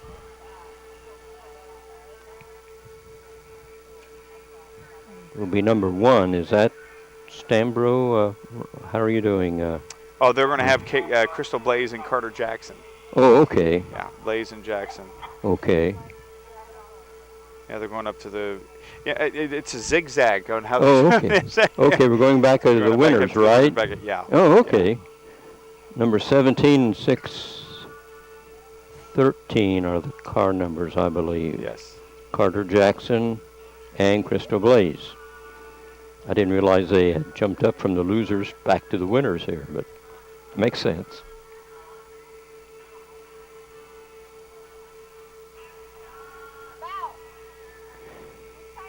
And then it will be Ryan Simback against Fullenkamp. Which will be cars 007 and 178. Fullenkamp, another engineering. Then Brendan Robinson will be taking on, he's number 18. Will be taking car 16. Will be Brittany Hall. And then we'll have cars 4 and 5 racing against each other in the final bracket of this particular series that we're in right now. Mm-hmm. That's what I have. Okay. The well, unofficial official race. What's going on? Okay, nice little breeze picking up. right now, Yeah, I yes. wish it would continue. Go a couple of cars by us on their return trip to the starting area. Didn't see any kids. No, I didn't either. I don't know where they left Kids those are sick, guys. yeah. Make them walk. Blaze, number 17 in the left lane, Jackson, 613 in the right lane, in the winner's bracket. Stand by. Okay.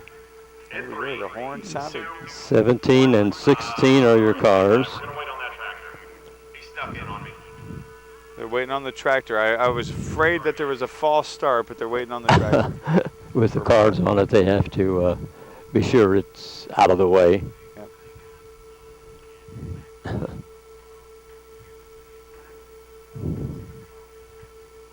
All right, here we go. Racers ready. In 3, 2, 1. Good start.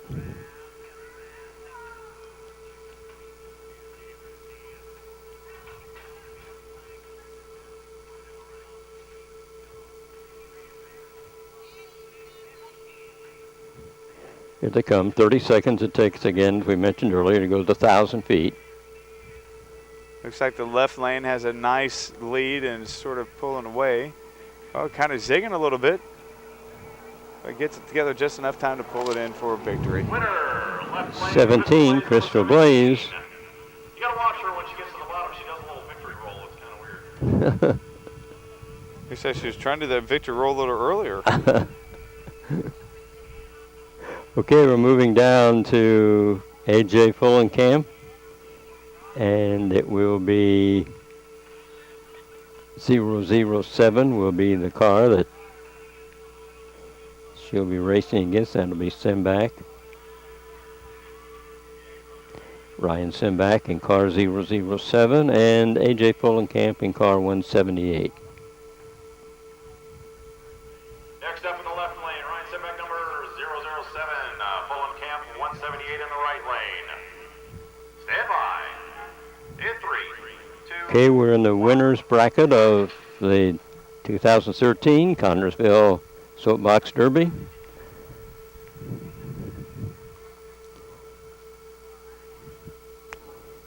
Here they come, another good start. Yep.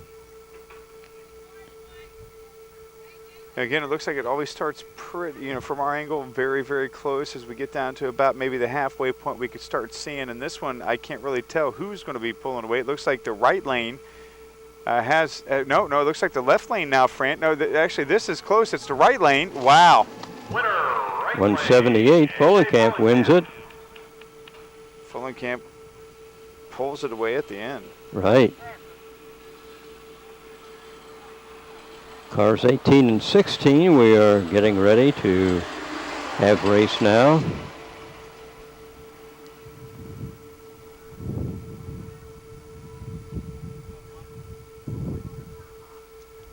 Next up, Robinson, number 18 in the left lane, Hall, number 16 in the right lane.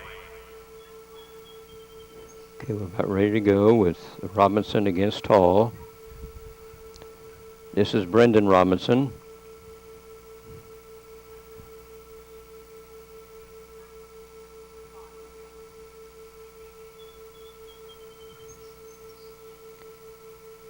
And Brittany Hall, she'll be in 16. See who advances in this one. Lane ready. In 3, 2, 1.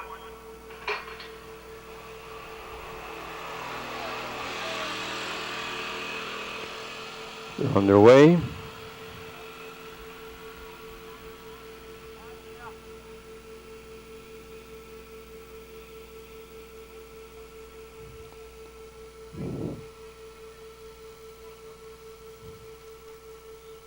Another close race.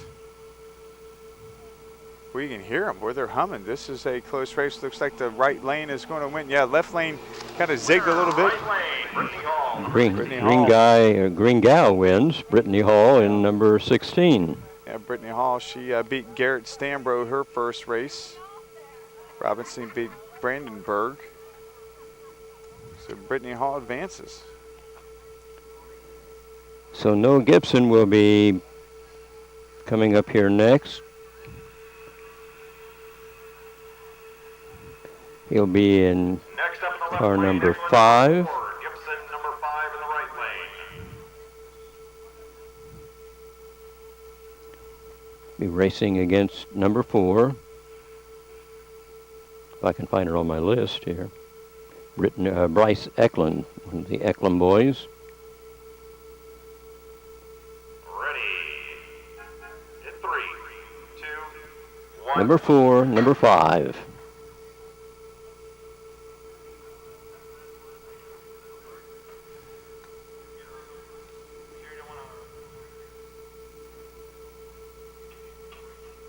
Another nice start. Yes. Looks like the left lane from our angle. Of course, I could be entirely wrong as we get closer. It looks like it's very, very close. Yes, the left lane pulling it out. Yes. That's the Connersville Bicentennial car. Again, as we Bryce mentioned, out the Eklund. black car with the flames on the front of it. Bryce Eklund. So number 4 wins in that particular heat. Yeah, they're going to take a short break from what I thought I heard John say up there. So the next race is coming up. Will be in the losers bracket. Jackson 613, Stamborough number 1, Simbeck 007, Rose number 99, Robinson 18, Rish 21, Gibson 5, and Seidel number 13. So they'll have 4 races there. Right, in the losers bracket, right. To the starting gate, please. Okay. Okay, number 1 will be Stamborough, I believe.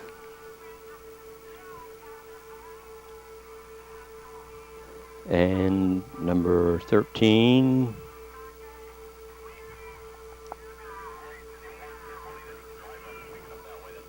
Where is number 13? What's that?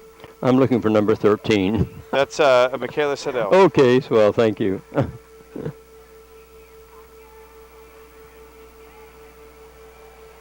So they'll be going at here as we continue on in the double elimination.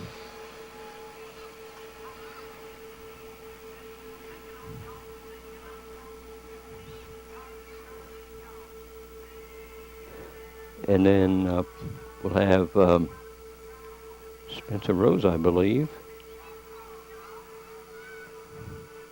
He'll be in number 99. Double check here. Yes. And against 007.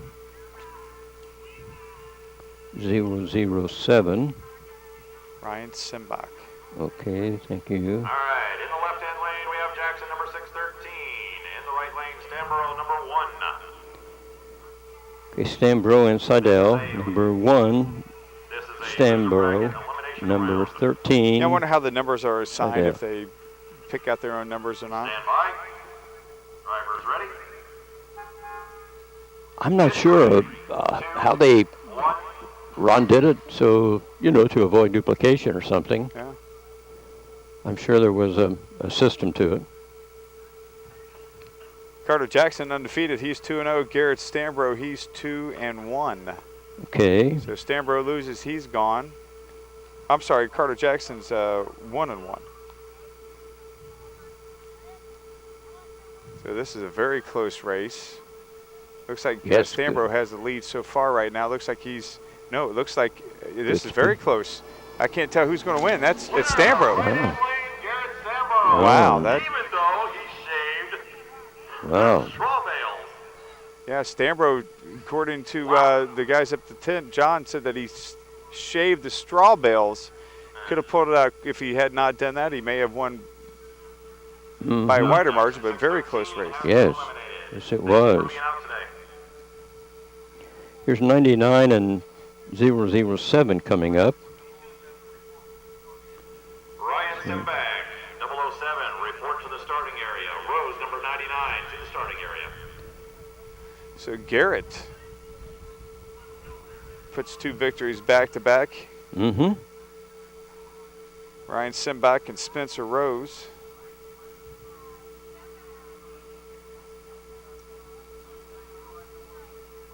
Correct.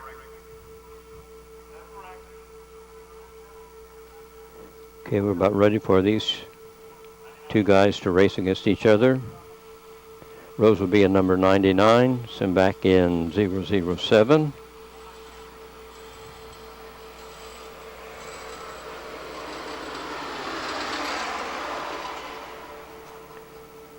Then next will be Caitlin Rish. She'll be All right, this is an elimination round. Yes, it racing. is. Ryan Simbeck, 007, in the left lane in camouflage. Spencer Rose, number 99, in the right lane. And in Brendan camouflage. Robinson will be This is racing the next. Camouflage run.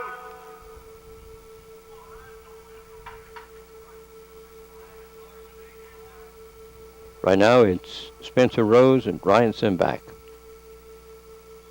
Spencer, of course, has had lots of trouble up there at the starting gate, but has been victorious. Yes, every time, but Yeah. Drivers are ready. In 3, 2, 1. Apparently no problem this time.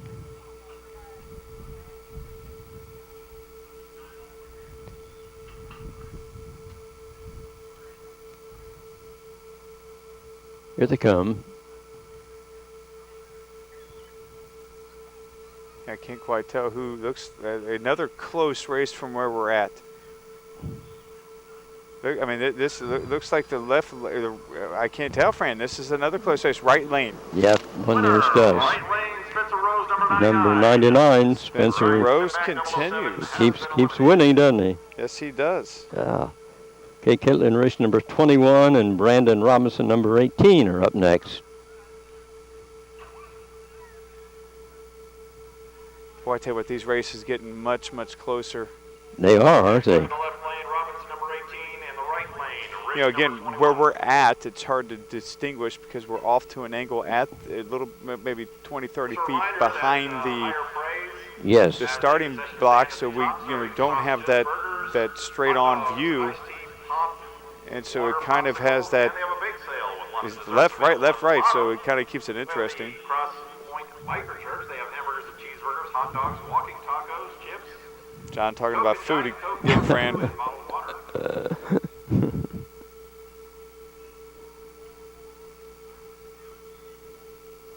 He keeps bringing that up, doesn't Yes. Track is ready.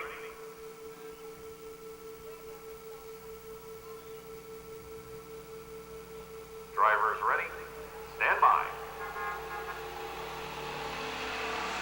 he? Cars 21 and 18 about to come down the hill here at Ziegler Road.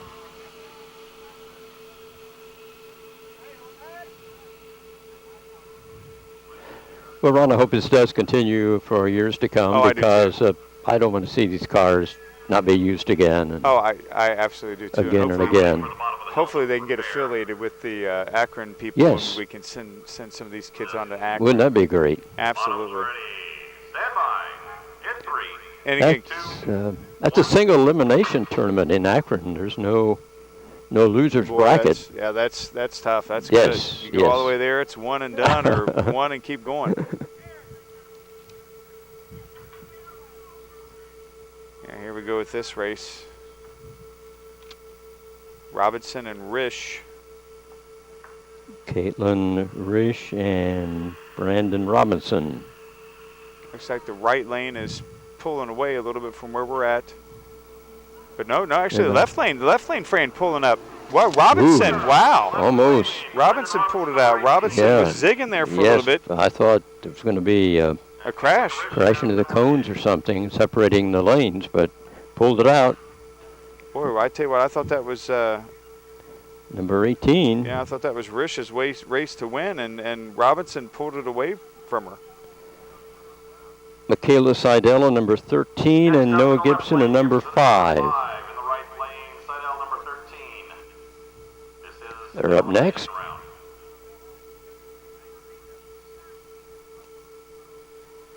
Noah Gibson lost his last race against Bryce Eklund, and Michaela Siddell, she lost her last race. I'm sorry, she won her last race against Connor Eklund. So she's won. They're both.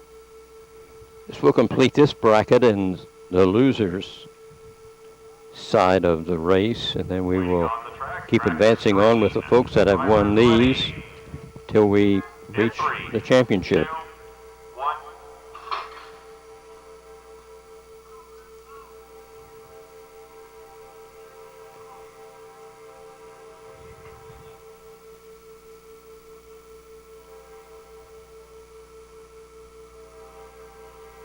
They're on their way. It was a clean start.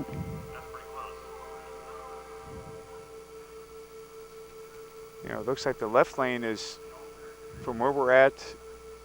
Well, this is tight. I thought left lane was going to win. This is going to be very, very close, Fran. It looks like the left lane may pull it out, and yes.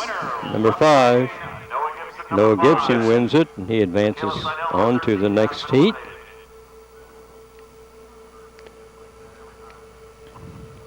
Well, all these youngsters deserve a lot of credit, Ron. Yes, Gee, they do. Yes, they do. You really have to take your hats off to them, and of course, everybody that helped them build their cars and Yes. helped them on the When we get cost of building the car. You know, getting sponsors for the car Yes. to offset it. You know, this again, we haven't done this in a lot of years. You got to wonder, you know, why haven't we had this, you know, every year since then? At least you can't believe why it went 60-something years without it being here, Frank. That's right. I give credit to John, who, by the way, is our boss at TV3. Yes. Yes. We saw him talking about it a couple of years ago, and thought, I don't know, John, really what you're talking about, but he quickly explained it, and by golly, he got some folks to help him, and this is it. This is it. This is the culmination of a lot of hard work. It took a single thought. Hey, why don't we do this? Right, it's part of the bicentennial. Yeah. I mean, they were trying to come up with ideas, and this is a great one. Yeah, absolutely a great one. And again, we got a lot of stuff going on, as you can probably hear in the background. Thomas, you know, tooting his horn. He's in town this week, and the kids are enjoying that. We got a lot of kids up here watching this. So, you know, a double duty for the families. They can come up here, catch a few races, go down there and hang out with Thomas. And, you know, Connersville's starting to do a lot of things. I like to see, you know, not just the bicentennial this year, but, you know, try to do something every year to get things going, to get the community pride. Right, I hope so. I think there's going to be a lot of fine memories from this, and. Yeah.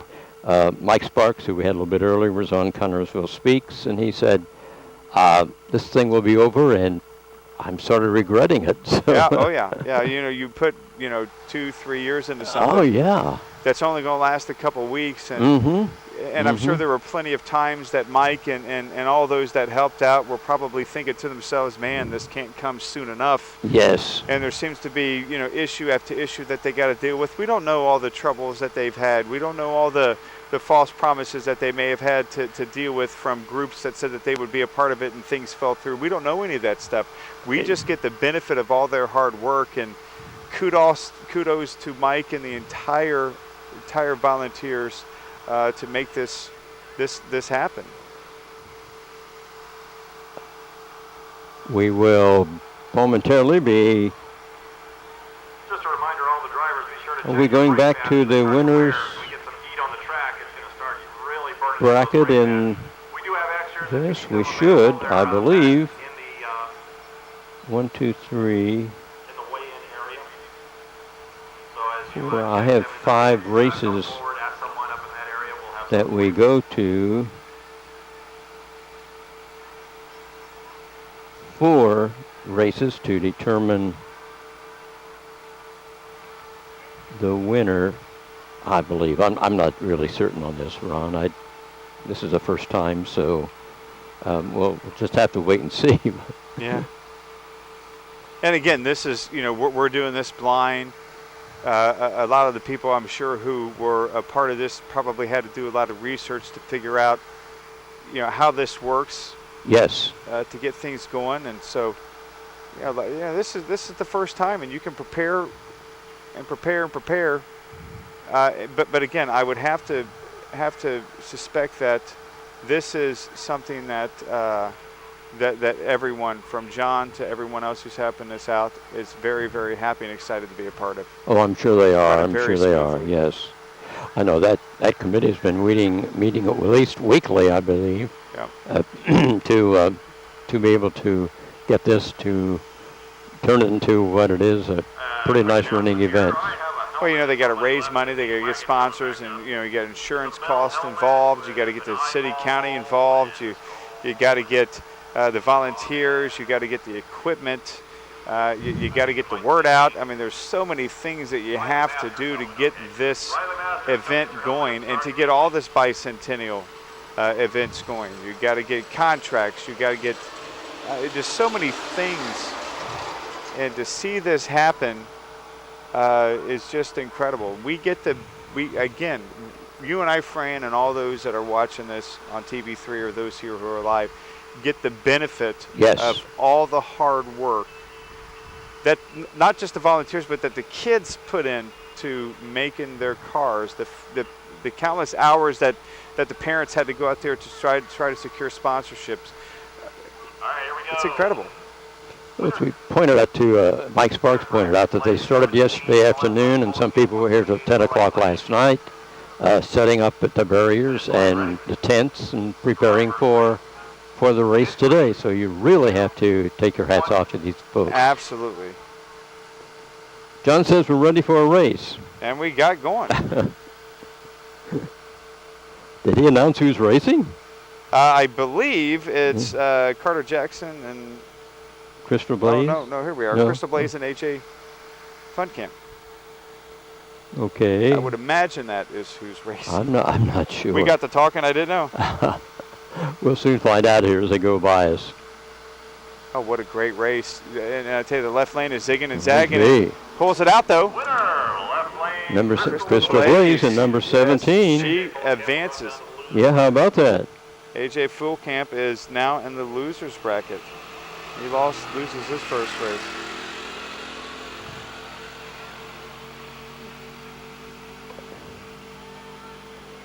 Okay. I have Fulton Camp coming up now. Ron, I'm not sure. 178 is car number. Or was... Now, if you watch what Crystal is doing at the bottom of the hill there, we think she's trying to get a little bit of extra speed. But And Ryan Simbach. she's not doing anything, she says. We're not buying it. Yeah, I got Brittany Hall and Bryce Eklund now. Looks like a victory roll to me. But I could be Okay. wrong. You could be right What's about with that. me? I'm. Hall number 16 in the left lane, Eklund number 4 in the right lane. You're right. Yep, okay. Both these are, again, undefeated so far today. Finish line ready. Drivers ready. In 3, 2, It's the countdown.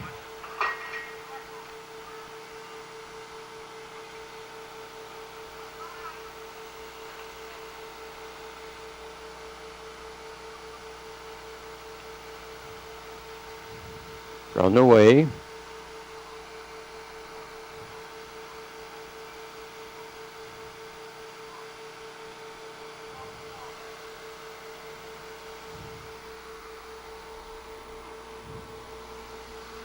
Very close race again, and Boy. it looks like, whoa, Wow. wow. Brittany Hall number 16. I would have not guessed that Brittany Hall won that one, but She did the Crystal Blaze shuffle at the bottom. Yeah, that was quite a race.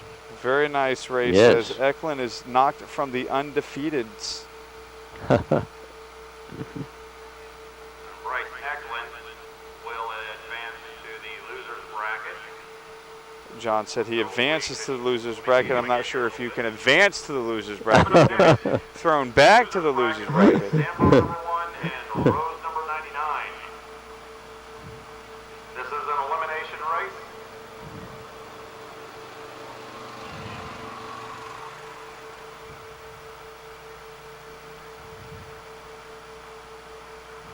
Finish line is ready. Drivers ready. So within the comes a race coming up. 1.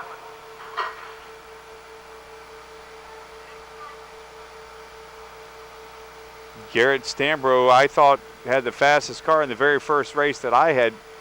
First couple of races I had seen, he actually got beat. So he's fighting for his life here. He's in the left lane. Spencer Rose, who lost his first race, he's trying to stay in. This is a very close race. I can't tell. It looks like Rose. No, it looks like Garrett's coming back in. He got it. Number 1. Stambro. Yeah. Spencer Rose is knocked out. How about that? Number 1 finishes. Number 1. Spencer Rose, number 99, has been eliminated.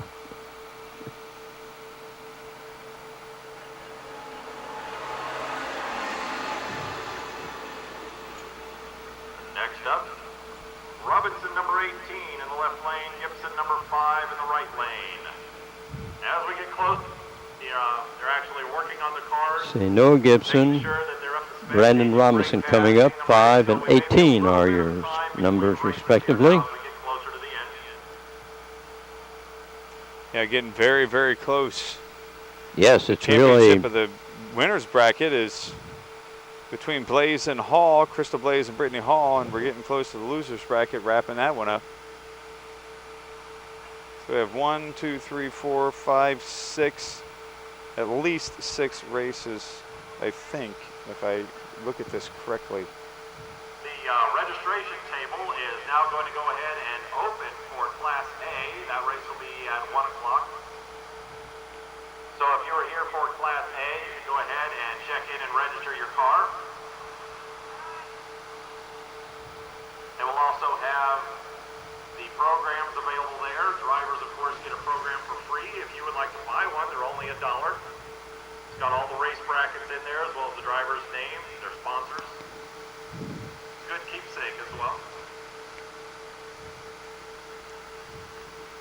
As soon as we finish the race today, we'll be doing the award ceremony right in front of the starting tent here, so everybody be sure to come on up to the top. At the end, we'll bring the cars back up from the bottom. We'll do the award ceremony right here at the top.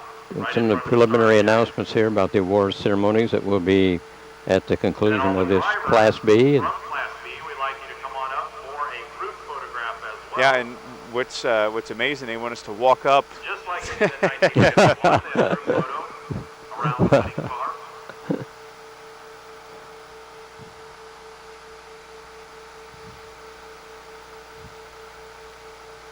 Well, we're waiting for Brandon Robinson and Noah Gibson.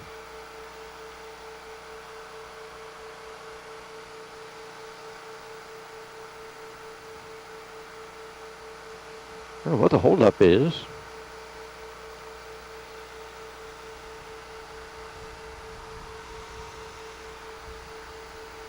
Yeah, I don't know what's going on either.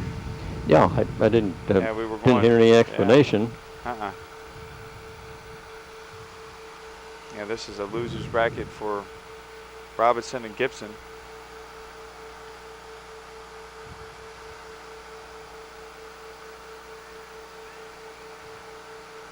Heat starting to pick up. I'm not sure how that affects the racing, if it does. I don't know if it how much the wind speed should be before it does affect the driving.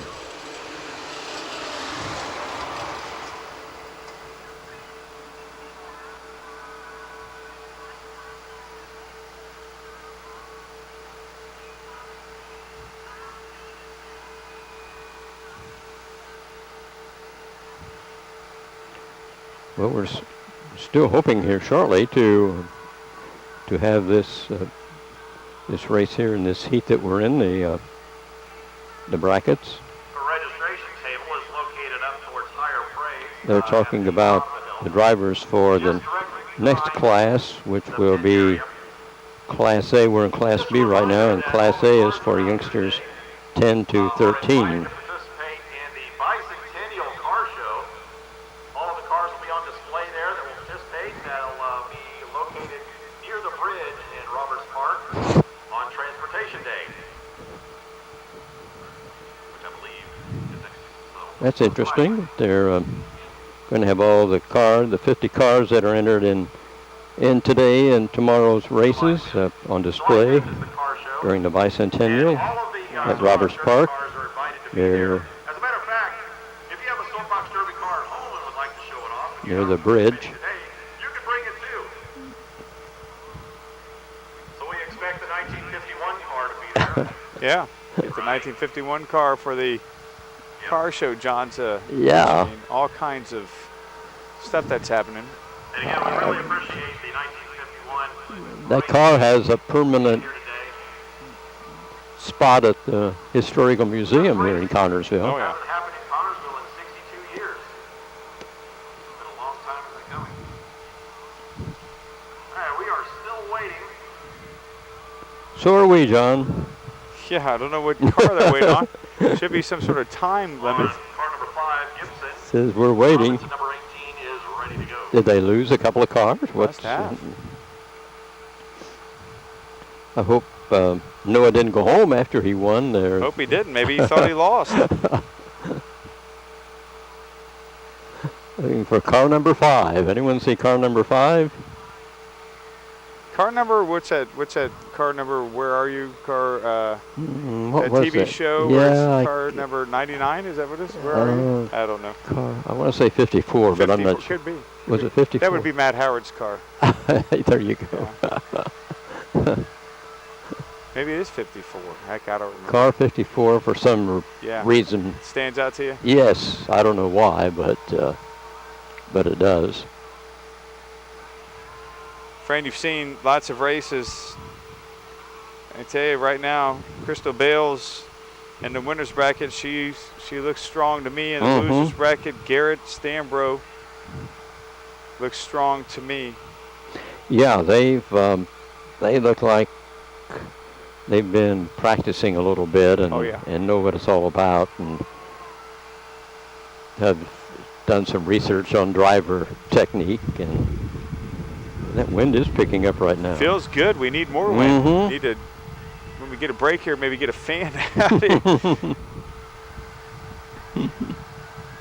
I really enjoy that breeze. Get some water, get some spritz to spray water on us. We definitely could use it. That would be all right. We're ready to go Yes. here. This is an elimination round. Okay. In the left lane, Robinson number 18. In the right lane, Gibson number 5. Okay, here we go. Cars 18 and 5. Finish line ready. I need a flagger out in the middle. Ready. Drivers ready. Stand by in 3, 2, 1. Sounds like a good start. Yes. Brandon Robinson, Noah Gibson racing right now.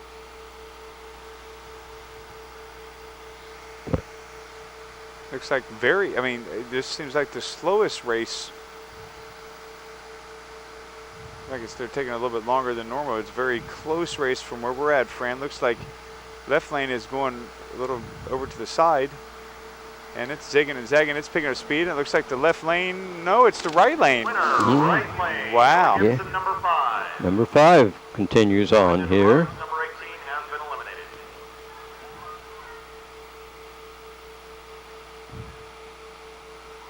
So that should complete this particular bracket in the losers section, and we'll continue on here to take Up next, the race of the day. 4 winners Triple that Blaze we and Brittany Hall. had that will be racing against each other to advance. Now it's Crystal Blaze and Brittany Hall. This is in the winner's bracket. The winner's bracket. Okay, Brittany Hall, number 16, Now these two are friends. They'll be racing each other. and Crystal Blaze in They both number like to do the little jiggy jog, 17. victory roll at the end, so that'll be entertaining. So 2 gals here racing against each other. Does that help you pick up speed? Maybe it does. She doesn't really know. She's just going to do it. So you're thinking Crystal Blaze may be the winner in this one, right? So far from what I've seen, I think Crystal, although Brittany beat Bryce Eklund, who had a very nice car. So, I mean, this is anybody's race. Flagger on the course. But my initial reaction was for Crystal. Well, she's looked strong in all of her races that we've Yes, seen. she did. 1.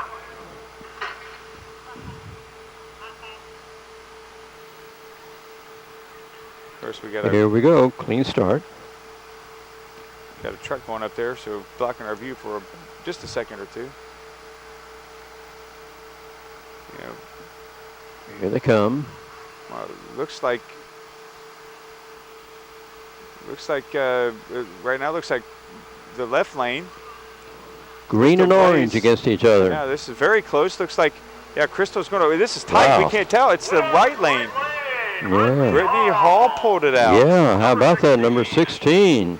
I saw Crystal sort of weaving a little bit. I think that hurt her, don't you? I think that may have hurt her this time. Mm-hmm. She just was weaving a bit as she neared the finish line. So Brittany Hall, number 16, continues on Very, very good toward race. the championship.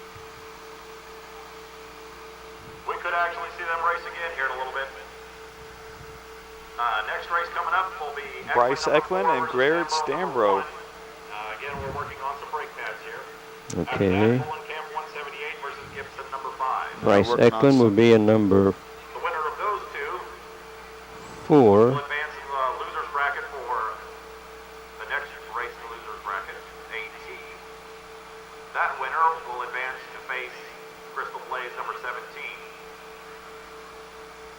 And he's The winner talking. of that race will then face Brittany Hall, number 16, in the championship round.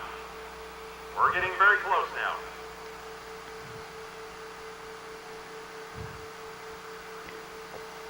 Okay, coming up again, Ron, is Bryce Eklund. Is he one of the racers? Yes. Bryce Okay. Eklund and Garrett Stambro, they're looking Oh, okay. for some Thanks. brake pad issues. Okay.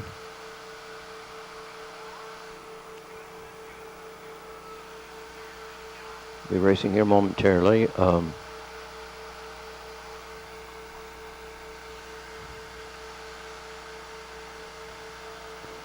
think we had quite a bit of that brake pad replacement, I think, today. Yeah, a couple of racers had that.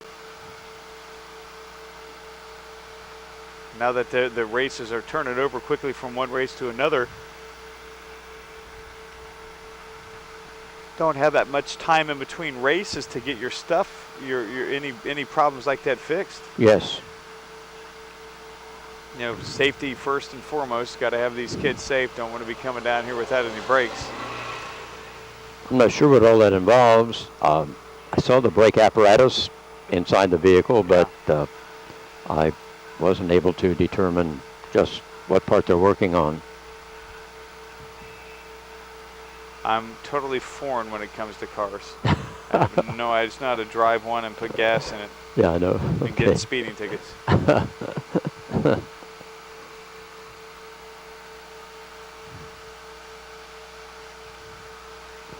Well, as soon as the repairs are completed, we'll resume racing here as we are nearing the end of the first class for the 14 to 17-year-olds. Yeah, it's getting towards the end. Yes, I think so. And then the second one will be, there were 24 entrants in this one, and in the next class it's the largest one with 34 entrants. Wow. It's awesome to see, you know, brothers, families getting multiple kids involved. I mean, what a great, fantastic, as Ann Delaney mentioned earlier, what a great way to get the family involved in things, Fran. Yes, that's what it's all about. It's for the families. And yeah. And I know these youngsters will will remember this forever and everything.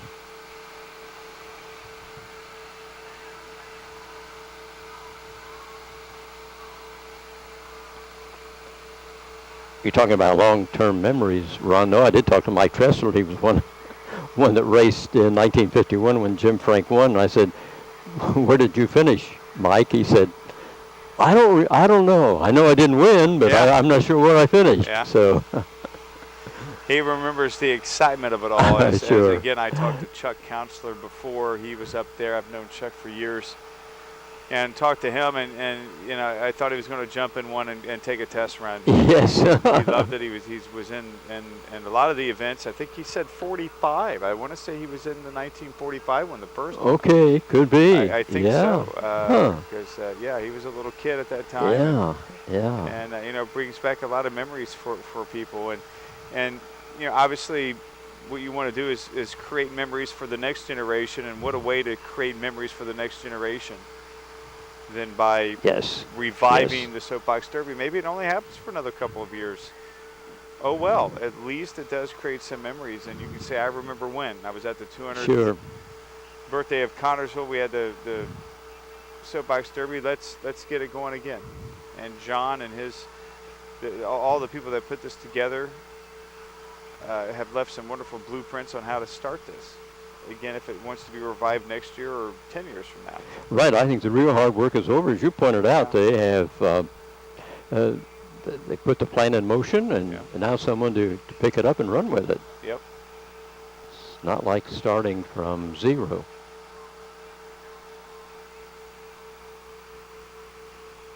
Well, it takes a while to change brake pads, apparently. Sure does. I would probably go to venture that this part would be cut out of the... I think you're probably right. Yeah, when they start with the scissors, I imagine all this stuff. a lot of these delays that They'll probably we're go encountering. yeah, they'll go race to race to race. Yes. Hopefully they throw in Ann's interview Well, I hope so. I hope so. with Mike. I think as you interviewed her a little bit and got a lot of information, a lot of her feelings on the creativity and everything, I think we should point out, I believe she's the official photographer for the bicentennial. I think she is. Yes, so pictures that she's shooting today will probably be in the book that's published following the bicentennial. There'll be a celebration book that will be on sale. Yep. And I'm sure Ann's work, she does an excellent job with that camera. She sure does. Yes, it will be in the book.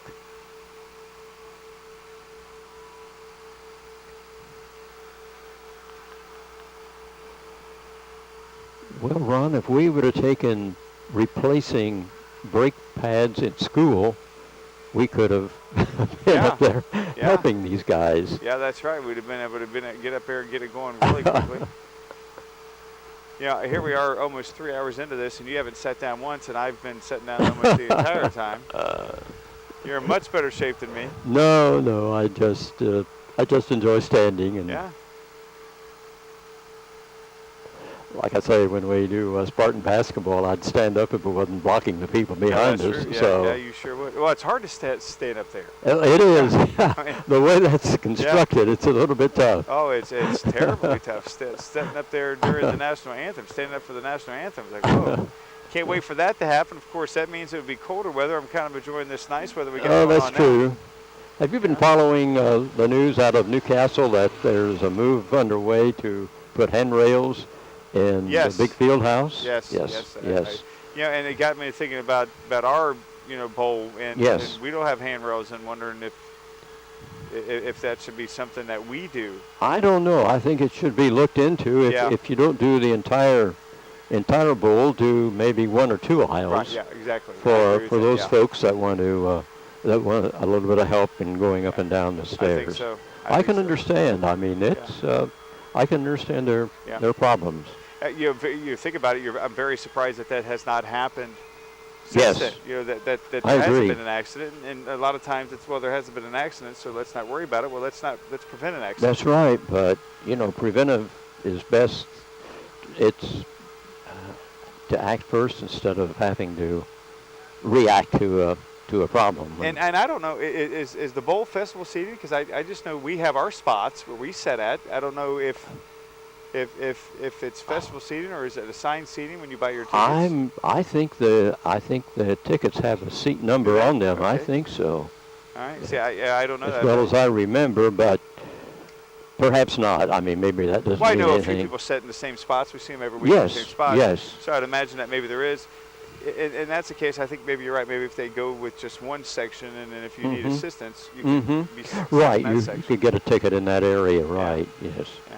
I think it would be wise because I think some folks now that come stay in the top row because they don't want to venture down that's into to the right. seats closer to the floor. That's right. And there's nothing wrong with that either. But No. sometimes you want to be closer to the action to see your kids a little bit closer. Sure.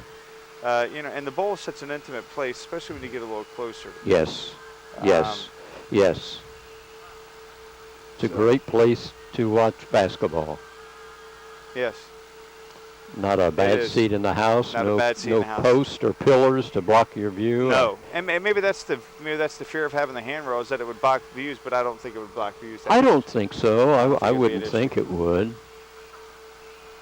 So it Okay. remains to be seen how it works out. But Yes. I don't think it's a bad idea at all. Not at all. I don't know So if it's a school board that has to check into that I think issue so, or- yes. I think that would be their final decision. But to encourage, grandmothers and grandfathers to come to watch the youngsters play basketball, Yeah. because they're probably in that age bracket where they may need a little assistance, and perhaps they stay away. And if they watch it later on TV3, that's fine. They're more than welcome to But do you that. could come to the game and then watch it. Come to the game and then watch it there on you TV3. go. And I think a lot of people do that. I've had a lot of people come up to me Mm-hmm. and tell me, boy, you and Fran sound like you guys have a lot of fun. And you know what? We're right. We do have a lot of fun. Yeah, we do. We enjoy it a great deal. Yeah, and I know you've mentioned that to me as well, and I've had a few people say that too. It's, you know, there's nothing like the pureness of watching youth athletics, whether it's high school or the Little League baseball. It's the pureness of it all. We're ready to go here. Yeah. We got the brake pad changed out on Eklund number 4's car. Stanborough number 1 in the right Yeah. lane. Heard those magic words. We're ready to You're go. ready to go. Wow. Okay right now. He wins this race. We're gonna So's the wind ready to go. Yeah. I don't think they need to cut any of this out. This needs to be the longest broadcast in Channel 3, and we will entertain from. Now, Ron, we don't want to Second ruin people's television Well, that's sets true. for You're years to absolutely come. right. I mean, let's not You're have that on our absolutely- yeah. conscience. Yeah, you're absolutely right. I wanted to watch the scroll on Channel 3, and you guys have been on there gabbing about Yeah, this. right. You yak by on and Thursday. on and on. Don't you Yeah. ever go away.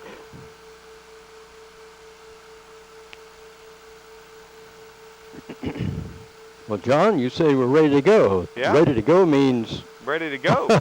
We've been ready to go. Ready for some water. finish line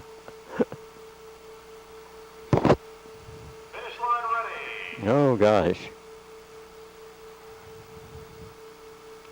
Ron, I've forgotten who is racing. Garrett Eklund and Bryce Eklund and Garrett Stanborough. Okay, thank you. 2, It's going to be a good race. Here we go. I heard the starting gate open without any problem. Both of them are similar in color. I can't quite tell. Stanborough is in the right lane. He's the near lane towards us, and I can't quite tell well, looks like it's pretty close. Looks like Eklund has a lead a little bit. Looks like Eklund is going to be pulling away for the victory, and it's Eklund. winner. Number 4, Number 4. Union Savings and Loan Association car. Number 1 has been eliminated. The way John says that, it's Has been eliminated. eliminated. So, Next up, Bullenkamp left lane. Car number 178 in the right lane. Gibson number 5. Gibson, number 5. Noah Gibson, number 5. I believe we are ready to go on those cars. Oh, gee. Now they're ready to go. You know, although now you got to remember, people are carrying and putting the cars up on the starting block, so that's a big workout there too. Yes. And the weighing in, they Yeah. have to be lifted onto the scales. Yep. Lots of exercise for all involved. That's right.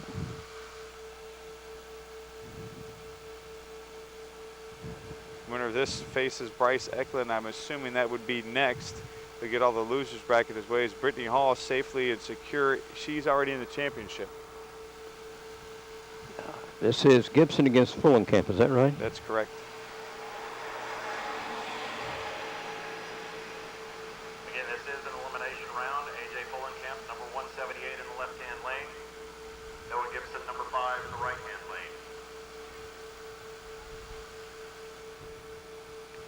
Winner of this round will advance to face Bryce Eklund, number 4 in the loser's bracket. Okay. Finish line ready. Drivers ready. In 3, 2, 1. AJ Fullenkamp, Noah Gibson. 178 and 5 are your car numbers.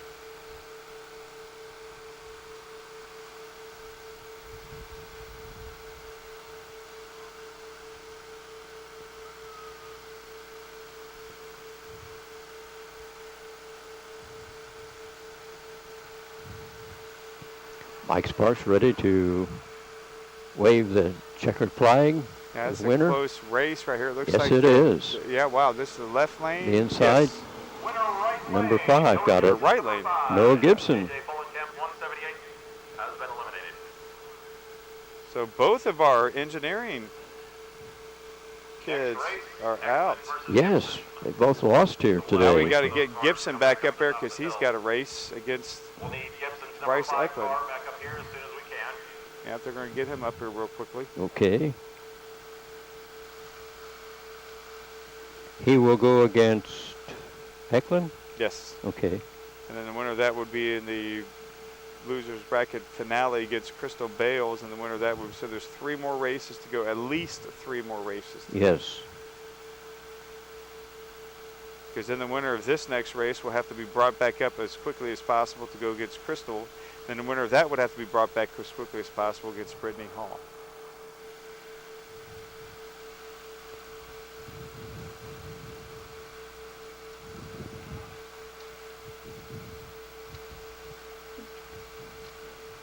Okay, Ron, is this Bryce Eklund?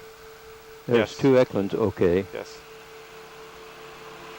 This is Bryce. His brother Connor, I guess, is finished for the day. Yes. Okay.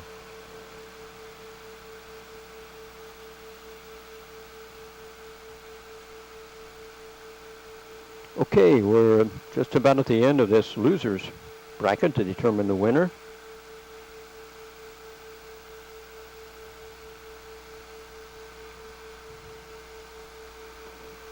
Ron, have you had a chance to see the trophies? No, I haven't. I have not.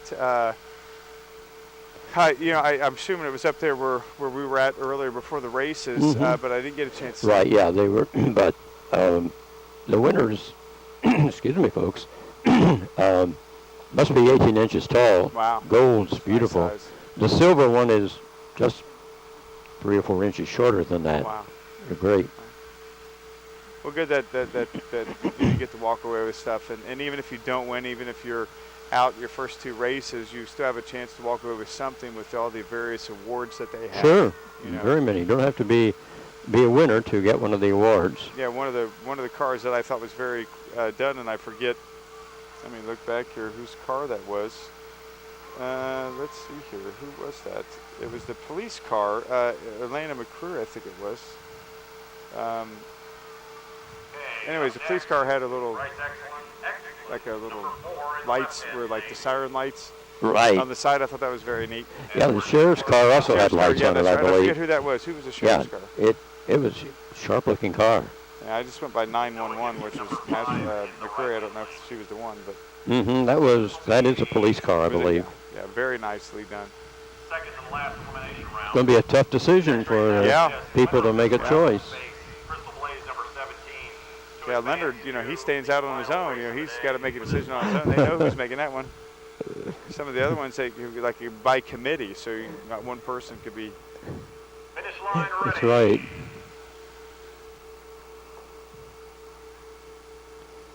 About ready to go here. Drivers ready. In 3, 2, 1.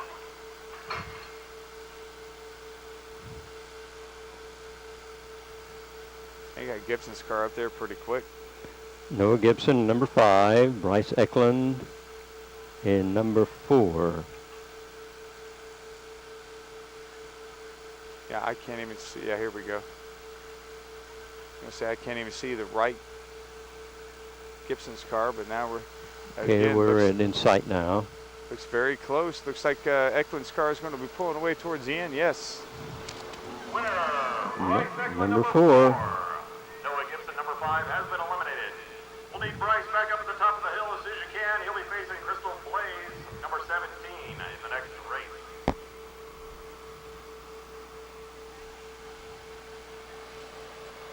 Okay. We're bringing the cars quickly up because they need the vehicles back at the starting line.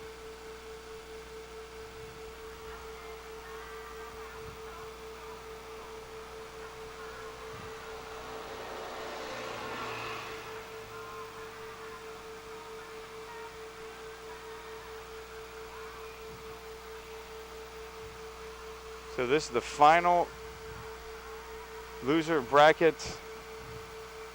race between Crystal Blaze and Bryce Eklund. Yes.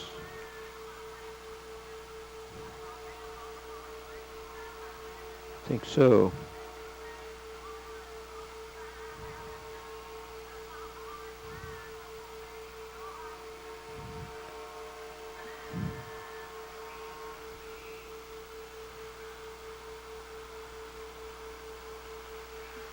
And this winner, Ron, will be in the semifinals, or whatever you call it. This one would be in the finals. This would be Oh, the okay. championship. Brittany Okay. Hall's already in the championship. Okay. Isn't that amazing? Mm-hmm. I'm trying to keep this straight. It's Yeah, it's difficult. yeah.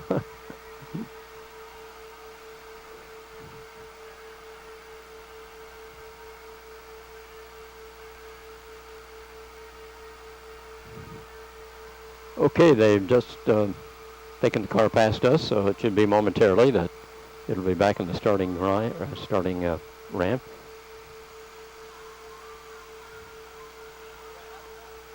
Okay. Yeah, they take it up pretty quick. Yes.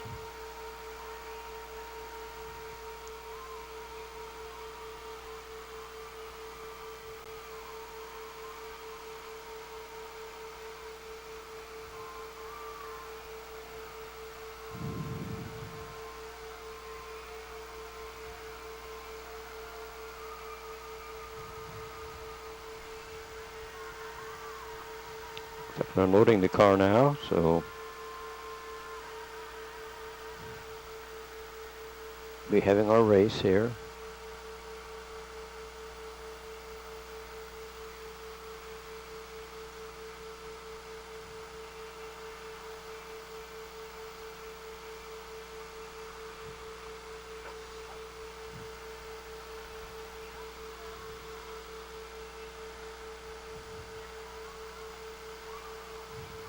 All right, here we go. In the left lane, Crystal Blaze, number 17. In the right lane, Bryce Eklund, number 4. This is the final elimination round. The winner of this round will advance to face Brittany Hall, number 16, for the championship. Finish line ready. Okay, Eklund against Blaze. Drivers, Cars 4 and 17 are racing. in 3, 2, 1.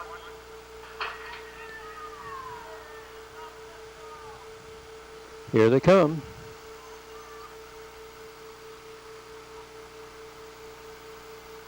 You know, Eklund just raced, and you know, unlike another race sport like swimming, he's not tired.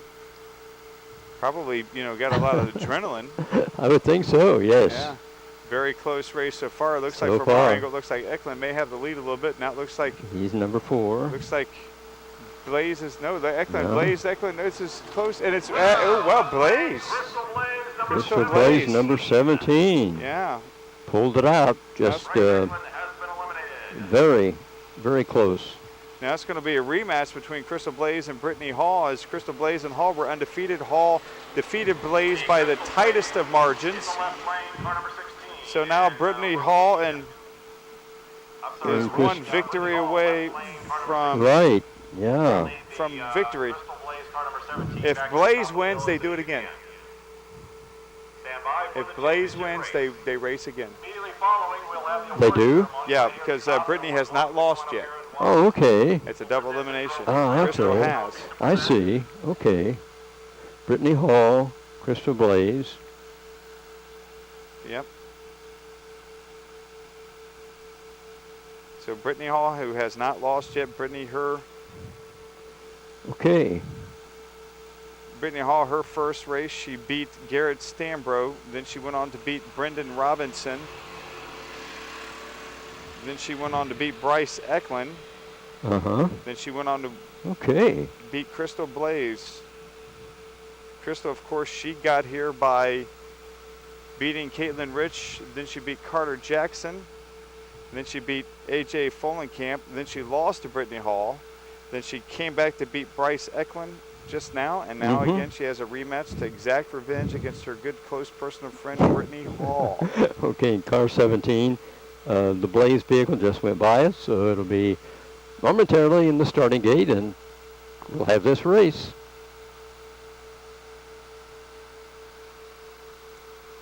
Could be a good race. I'm sure these youngsters' hearts are pounding right now. I'm sure they are. And, you know, again, they're close personal friends. And Yes. you want to win. You know, I've played my friends in competitive stuff, and I definitely want to probably beat them more than anybody. But when the race is over, it's over. You're back to being buddies. When we did a Babe Ruth game recently, you pointed out that these youngsters are on opposite teams, but they're classmates in school. Yeah, and then right after the game, they're probably saying, "Mom, can so-and-so stay all night, or can I stay?" And so this is about. These girls are probably going to go shopping afterwards and hanging out. Good. Yeah, sportsmanship with a capital S. That's this exactly is great. right. Exactly right. These kids, 14 to 17 years old, and they've grown up together for the most part. Was that a good look for yourself or each other? Okay, here we go. The butterflies are hopping probably inside, and oh yeah. They're up here cheering each other on. There they go, cheering each other on. Immediately following this race, by the way, we have a challenge race. We're going to tell you about that after this race is A over. challenge race, John Palsy just mentioned. I think that's going to be me versus you. okay. There we go. We got to do it. It's going to be very interesting. Chris, I need a car the size of a cracker so I can make the weight limit.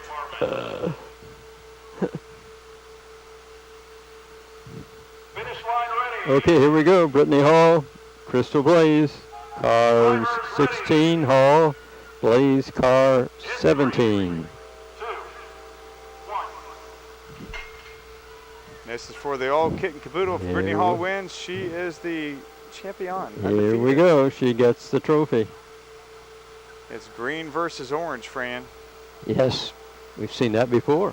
Close race the first time between the two. I thought Crystal hurt herself by doing that little loop-de-loop thing at the end. Brittany took advantage of it and pulled it out the very last second. This is another close race. Here they come.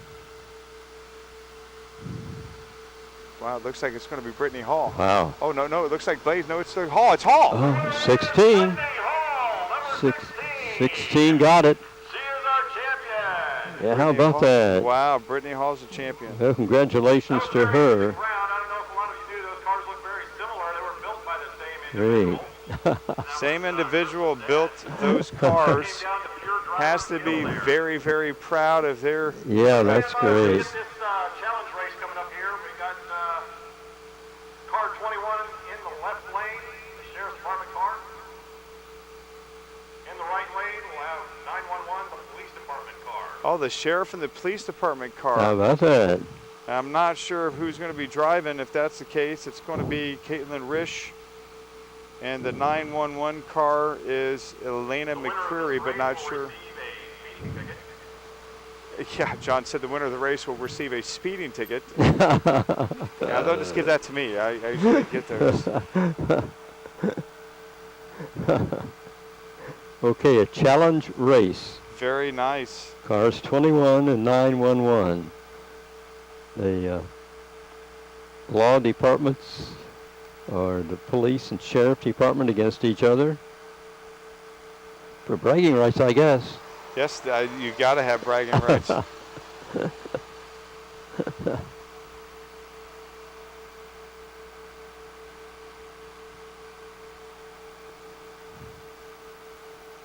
How have these cars been doing, Ron? Have you kept track here? Caitlin Risch in 21. Caitlin Risch, she on her first race, let me look here if I can. She won it. Yes, she won her first race, Right. lost to Crystal. Yes. And then she beat Waddell, and then she lost to Robinson. Mayor's Choice Award. Okay. And of course the presentation of the Winner's Cup.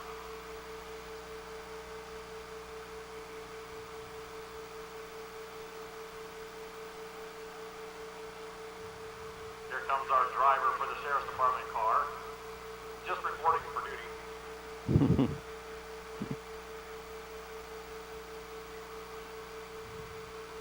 Both those vehicles, very good looking vehicles. We're going to have Yeah. a special Yes. Very nicely done. starter for this race. We're going to bring forward the mayor of Connersville, Leonard Urban. He's going to start this race.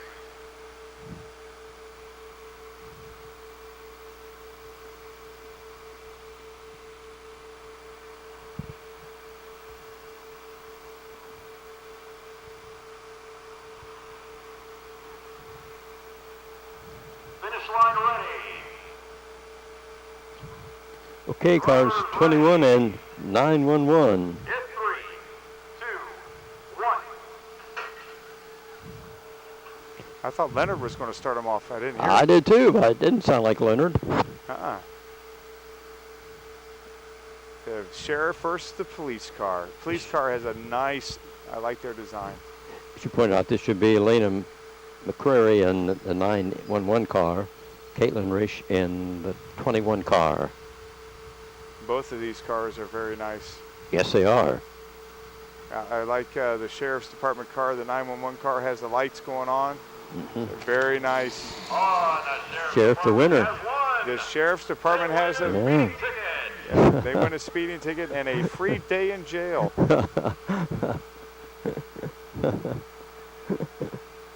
So number 21, the winner. Yes. Yeah, again, that's very much creative. You get your sponsors, the police department, the sheriff's department. You want to make your car look like a, Yes. a sheriff's car, police car. A lot Yes. of creativity involved in this. I'm very impressed with that. I mean, you could come up with a bland design, make it look like a soapbox, as one of the kids did with cardboard. That was nice too. Yeah, It it's was Victor creative. Reedman with Yeah, his Victor cardboard. Reedman, yeah. Yes. But you know, again, it's very, very nice to see these kids get out here and do this and work with their family.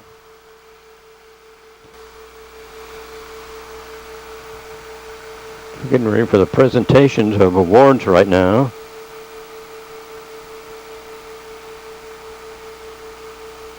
Yeah, I think that's what they're going to do. I believe that's next on the agenda, yes.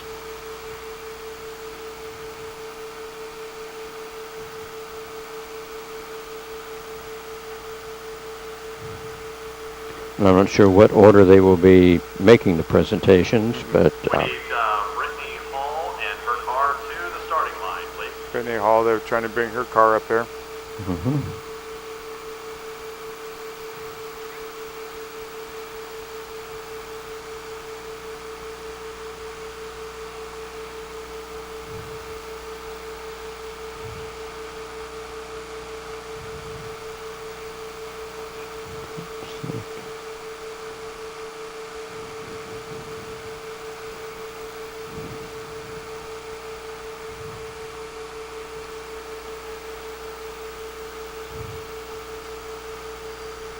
So I'm not sure if we had a camera up there or not. I'm sure they do have at the starting. I'm pretty sure they have. Hopefully they have.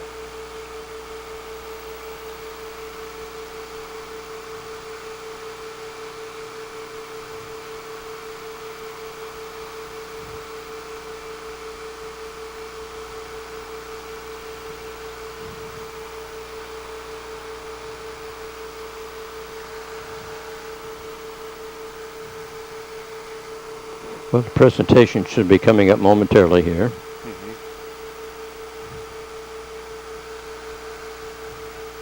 They're probably cutting this all out.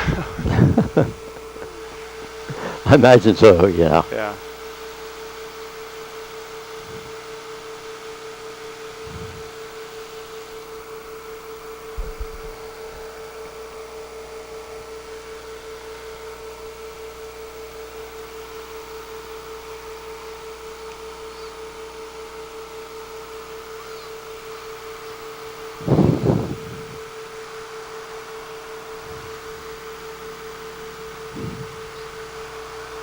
Starting to get a little hazier as the afternoon starts to progress. A little bit.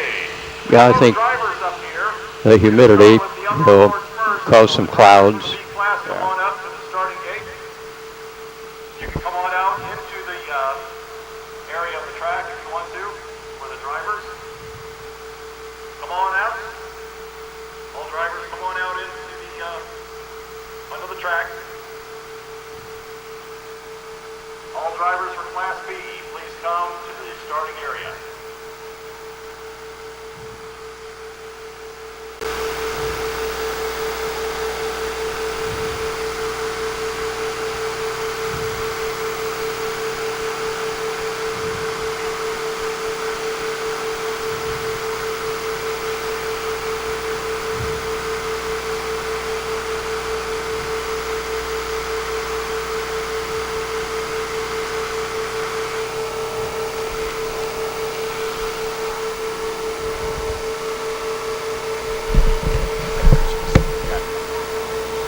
Okay.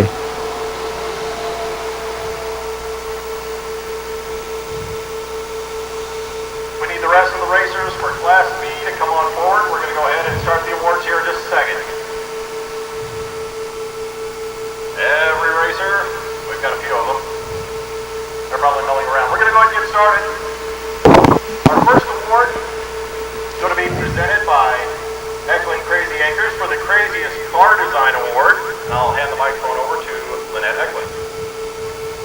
Well, hey racers, I'm loving this race partially because I like racing, but also the designs you guys have come up with this year are really cool. I'm so glad to see so much variety and so many cars coming out.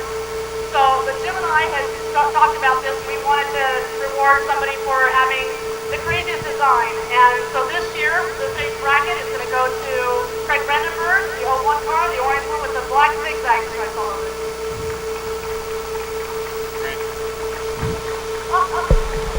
We'll go ahead and just take a break while they're doing that. They got a camera on that, Okay. so we'll just let them. Swell. Yeah, makes sense, right. Okay, next up is the Best of Show by Showtime Cinemas.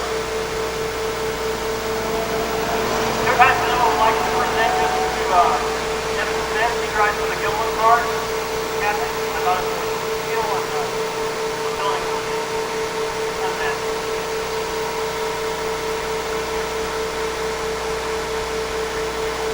I don't see him. Okay. Next up, the Mayor's Choice Award. The mayor will select his choice of cars from Class B. Very difficult situation. Everyone thinks cars are just wonderful. But people that are running this show tell me that I should try to pick somebody that it looks like the Soapbox Derby and it resembles the bicentennial, and I just got to know anyway, so whatever I do is going to be wrong. But I'm picking number 178. I'm not sure where it is. It's a red car, it's got a piece on it. AJ, where's AJ? You can tell that I did this because of the car, because I didn't know who it was. God bless you. Thank you so much. Thank you so much for participating. God bless you.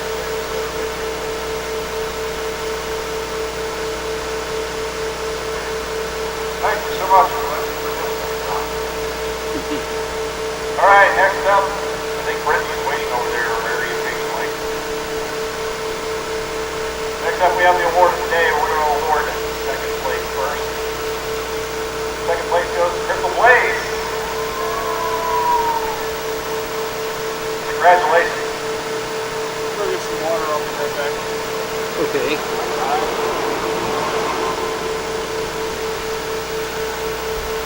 And our first place winner, Brittany Hall.